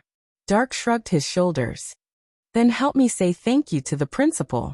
By the way, are there any classrooms on the spiral clock tower that I can't choose? Professor Shierfa said, currently, only the 12th floor is reserved for astronomy classes. Other professors also choose the 12th floor for their astronomy, astrology and other elective courses. As a society, you need to keep a distance from the classrooms. Therefore, you can't choose the 11th floor. You can choose a suitable classroom between the 1st and the 10th floor. Dake said decisively. Then let's go to the 10th floor. Shingmalian Academy's castle and tower were both 9-floor structures. Only the spiral clock tower had 12 floors. If the society classroom could be set on the 10th floor, it would be higher than the entire castle. When the time came, paradise could be opened in the society classroom, and the fragrance of the healing flower could be carried by the breeze to the entire castle. The three of them walked up the spiral stairs and soon arrived at the 10th floor of the clock tower. Like most tower-shaped buildings, the spiral clock tower was narrow at the top and wide at the bottom. The 12th floor only had one classroom. The 11th floor had 3 classrooms. The 10th floor had even more classrooms with 6. The 6 classrooms were arranged in a circle, with a circular corridor outside and an aisle in the middle. After passing through the aisle between the classrooms, there was a circular open space that could be used as an activity area. Dake walked through the 6 classrooms one by one, gradually gaining an idea of what to do. According to Professor Shierfu, he could only choose one of the 6 classrooms. But in fact, because there was no precedent, no other society would compete with him for the right to use the other classrooms. This meant that in practice, even if he occupied the entire floor, no one would care. Of course, there was no shortage of people in the world who were jealous. But he was not worried about this. In short, on the surface, we still need to choose a classroom for registration. Dake ignored Professor Li, who had been giving suggestions, and finally chose a classroom facing the Aristocratic Academy's tower. He walked out of the classroom and looked at the Aristocratic Academy's tower, which was located on the southwest side of the castle. The view was very good. From here, he could even see the balcony of room 301. Dake immediately pinched his chin and began to ponder. If he could steadily spread the fragrance of the flowers from here to the dormitory, the magic guide sprite would be able to sleep soundly, whether it was in the society's classroom or in the dormitory. When the time came, paradise would be placed in the society's classroom, and then a magic guide sprite would be chosen to take turns to guard the night. The overall framework would be formed. It's actually not difficult to do this. I just need to install a magic tool that can continuously blow wind in the classroom, and then calibrate the direction. With the healing flower's ability to spread the fragrance, its stability can be guaranteed. When the night is over, let the fragrance spread freely and expand the coverage area as a whole, even if it accidentally enters a corner not covered by the fragrance. It can still drink a bottle of milk to prolong its life. But if it rains, it will hinder the spread of the fragrance. This needs to be taken care of. Dake, have you thought about it? Professor Shierfa's voice interrupted Dake's thoughts. Dake turned his head and said, let's choose this classroom. Okay then. Professor Shierfa said, the moment the society card is refined, it will start recording. You need to take a picture of this classroom. As Dake listened, he suddenly felt that something was amiss. He subconsciously asked, Professor Shierfu, this society's classroom, does it have a full attendance requirement? Full attendance? Well, something like that. Professor Shierfa said, the society card will automatically record each member's activity time in the classroom. Although the percentage isn't high, it will be used as a reference for the society's assessment. Dake couldn't help but ask, then if I set up the society's classroom on the 10th floor of the clock tower, doesn't that mean that we have to go up and down the 10th floor every day to report? How will we be able to recruit people? This is something that a president needs to consider. Professor Shi-Erfu said gently. Also, I think it's necessary to remind you that if a new society can't meet the most basic requirement of having 5 members within a month, it will be automatically disbanded. Of course I know that. Dake couldn't help but put on a bitter face. As the saying went, he would rather go without than have something substandard. He had a basic requirement for the quality of society members, but those who met the requirements might not be able to accept the trouble of climbing up the 10th floor every day. However, if he only needed 5 members, there would always be a way. He counted himself as one, plus Deanna and Luo C. In fact, he only needed 2 more members.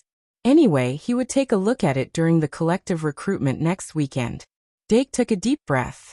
His eyes instantly focused, and his mind was highly concentrated. The underworld magic, which had been upgraded to the elementary level, was slightly effective.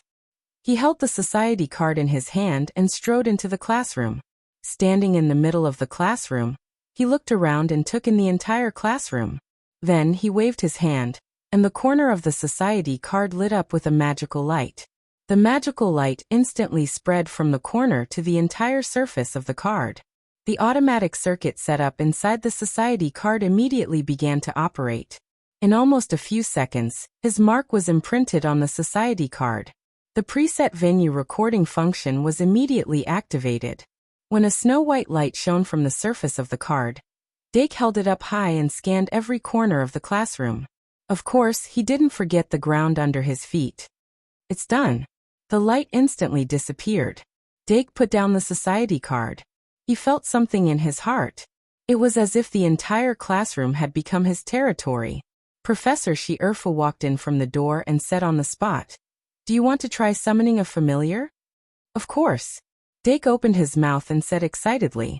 There weren't many opportunities to obtain a second familiar. Each person could only have 1 academy card. Although the basic functions of the academy card and the academy card were very similar, the internal circuit was obviously different. It seemed to be more like a special venue card. The tamed demons summoned by the tamed demons were like territorial guardians or earthbound spirits. The only difference was that it wouldn't be bound by the venue. Dake was very interested in having a second Little Fiend magical beast. He slightly recalled the experience of using the Academy card to summon the Little Fiend magical beast for the first time. With a trace of a sincere smile, he silently chanted the incantation of the summoning spell. In the name of Dake Dimeng, I summon the familiar. In an instant, the magic in his body flowed from his fingertips into the Academy card. The Academy card that had just calmed down once again released a bright light. The light was like the rising sun, illuminating the classroom. It was as bright as day and even emitted a kind of neutral and peaceful aura in the air. This was actually relatively rare among Dake's magic guide sprites. Little Lily curiously flew over. Through the snow-white light, it stared at his face that was getting whiter and whiter. Suddenly, its cheeks turned red and it retracted its gaze. Then under Dake's feet, a thick white light was emitted. A huge summoning array floated up from the floor. The light that filled the entire classroom condensed in front of him in an instant. It consumed more magic than summoning the Little Fiend magical beast. The Academy card's familiar was successfully born in the light. Professor Shi-Erfu and Professor Li's gaze fell on the familiar that Dake had summoned. Dake himself also lowered his head to observe, squinting his eyes. The thing that he was holding in the air was a yellow dinosaur with short legs. As the main character of the first Digimon, it was the world's most popular digital beast. No one in the world could resist its temptation. Without a doubt, this was the symbol of courage, the ancient beast. Dake hid the surprise in his eyes and placed the ancient beast flat on the ground. The newborn ancient beast saw that he was about to retract his hand and subconsciously clamped his hand. Dake used his other hand to pat its head and gently said, "Don't be afraid." Only then did the ancient beast slowly release its sharp claws. It looked at Dake with an honest expression. It was a whole year apart. After the scumbag Little Fiend magical beast, Dake once again summoned the honest ancient beast. One was the symbol of darkness, and the other was the messenger of justice. This undoubtedly symbolized a change in temperament, and it was also a proof of growth. If it wasn't for Professor Shi-Erfu and Lily by his side, he couldn't wait to use the Great Sin card to activate its intelligence and give it a holy sword. It's a dragon familiar. Dake revealed a happy expression from the bottom of his heart. Lily flew behind the ancient beast and looked at the back of its head. Professor Shi-Erfu revealed a surprised expression. This is a 2-star familiar. Dake's heart skipped a beat and he asked, "Can familiars have 2-star familiars?" "Yes, but very few." Professor Shi-Erfu sighed. In the history of the Academy, the number of people who can summon a 2-star familiar with a Academy card or a Society card is in the single digits. It seems like you need a second curse cage. Dake said in surprise, "Can a Society's familiar be used in a magic duel?" Professor Shi-Erfu smiled. "Yes, and in a Society duel, the familiar must be included in the deck." Dake nodded slightly, patted the ancient beast's head, and stored it in the Society card.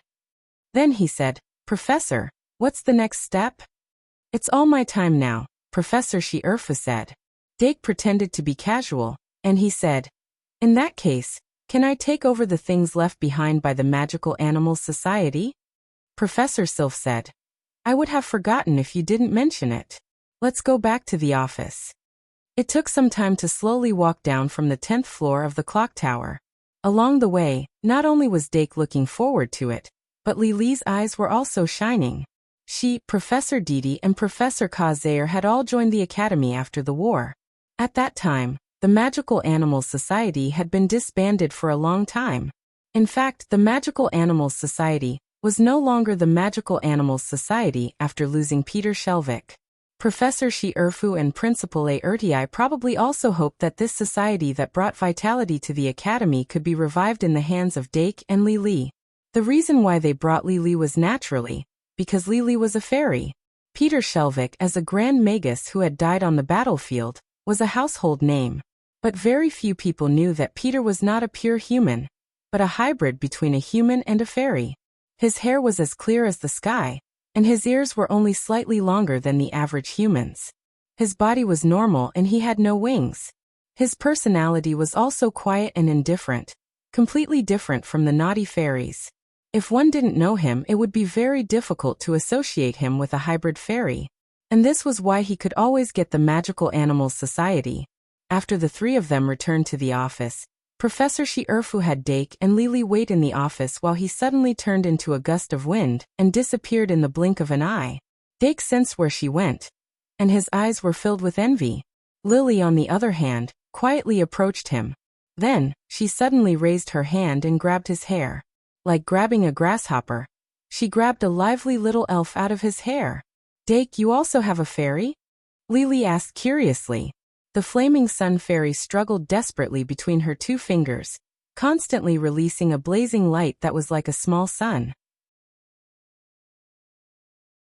But the little fairy completely ignored that bit of heat, and even shook it hard, making it dizzy and finally quieting down. Dake stared at the flaming sun fairy and said in surprise, "An auntie gave it to me, but it was sleeping in my hair before, right?" "Gee." The flaming sun fairy seemed to have just remembered its contracted partner, and made a pleading sound to Dake.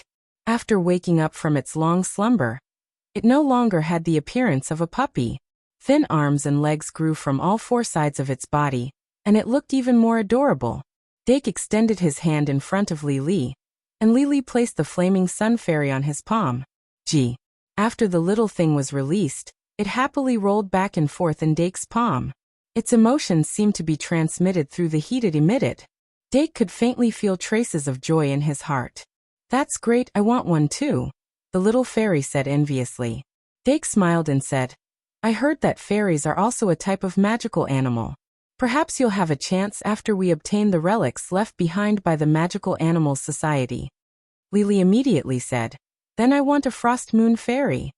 Dake smiled bitterly and said, "If it's a frost moon fairy, I'm afraid you'll have to go somewhere else?" Lily asked curiously, "What place?" Dake shook his head. "A secret."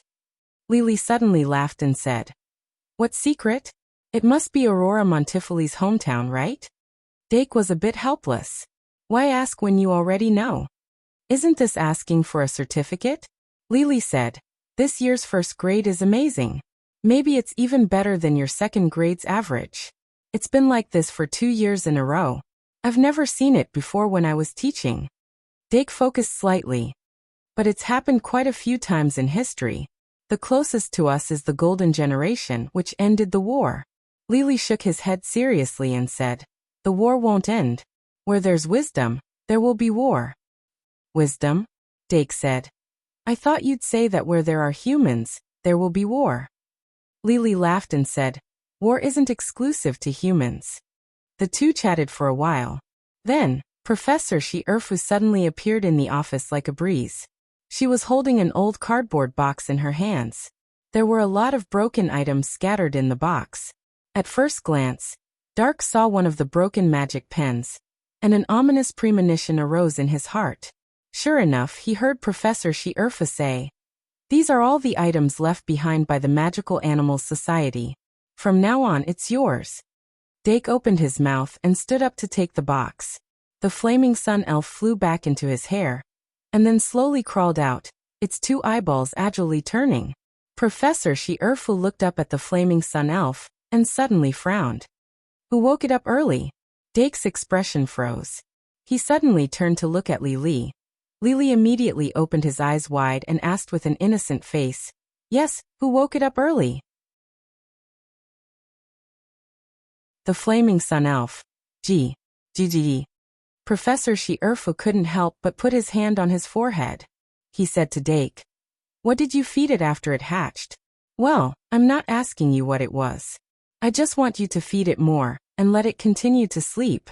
It's very rare for elves to have the opportunity to evolve. Your flaming sun elf is undergoing its 2nd evolution. This is something that can only be encountered by chance." Dake's heart moved slightly. He understood a little. "I understand. Hurry up," Professor Earbook said quickly.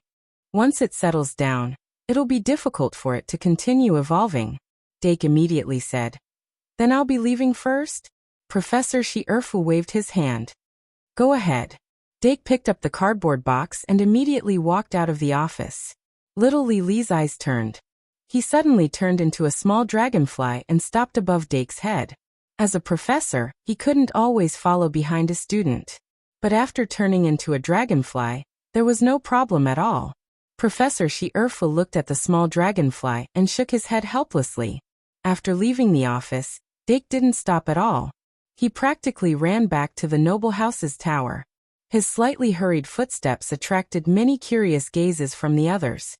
The feathered serpent demon on the tower opened its eyes and looked at little Lily on his head. It glanced at the cardboard box and then closed its eyes again.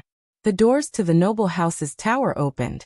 After Dake pushed open the door and entered, he pretended not to hear Doran and Pittan's calls and climbed up the stairs.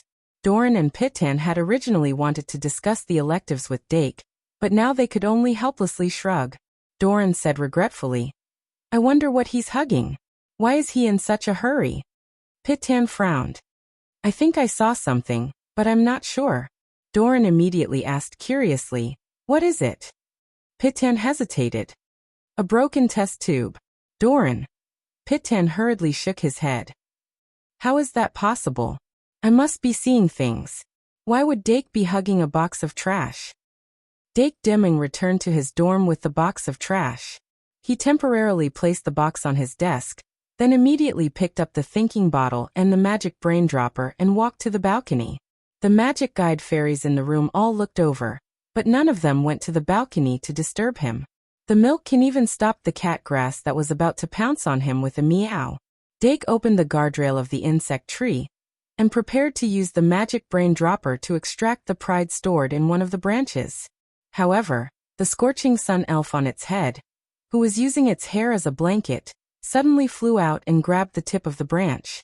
It began to suck at the tip of the branch with great force. Dake could clearly feel the 1 point of pride stored in the branch quickly enter the flaming sun fairy's body. The flaming sun fairy's body also slightly expanded. After it finished sucking, it made a satisfied sound. It didn't even look at greed in the other branch. It flew back into Dake's hair, as if it was drunk, and gradually fell asleep. Dark heaved a sigh of relief. Professor She-Urfa's words confirmed his guess. After the flaming sun fairy absorbed pride, it was undergoing a second transformation. When it woke up normally, it might be time for it to transform into an pride fairy. Of course, it could also be a sun fairy that was purer than the flaming sun fairy and closer to the sun god. Hey! Lily returned from her dragonfly form.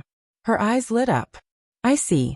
Then, if I can obtain an ice moon elf egg, can I also use the other soul substance you created to allow it to undergo a second metamorphosis? Probably, Dake said. Then I'll reserve it in advance. Lily suddenly smiled. Pride and bliss. Sun and moon. For Lily, who often snuck into Dake's bedroom, these things on the surface weren't secrets. After Dake relaxed, he turned around and walked out of the balcony. Next, it's time for treasure hunting. 4 in 1 8000 plus. 159/233 ding. Caught a poor author who stayed up all night to write after getting his first vaccine. My heart aches for him. Monthly votes, Blade, that you're tuning in to the Earbook Haven YouTube channel. Don't forget to subscribe and join us on this journey to catch the most captivating stories.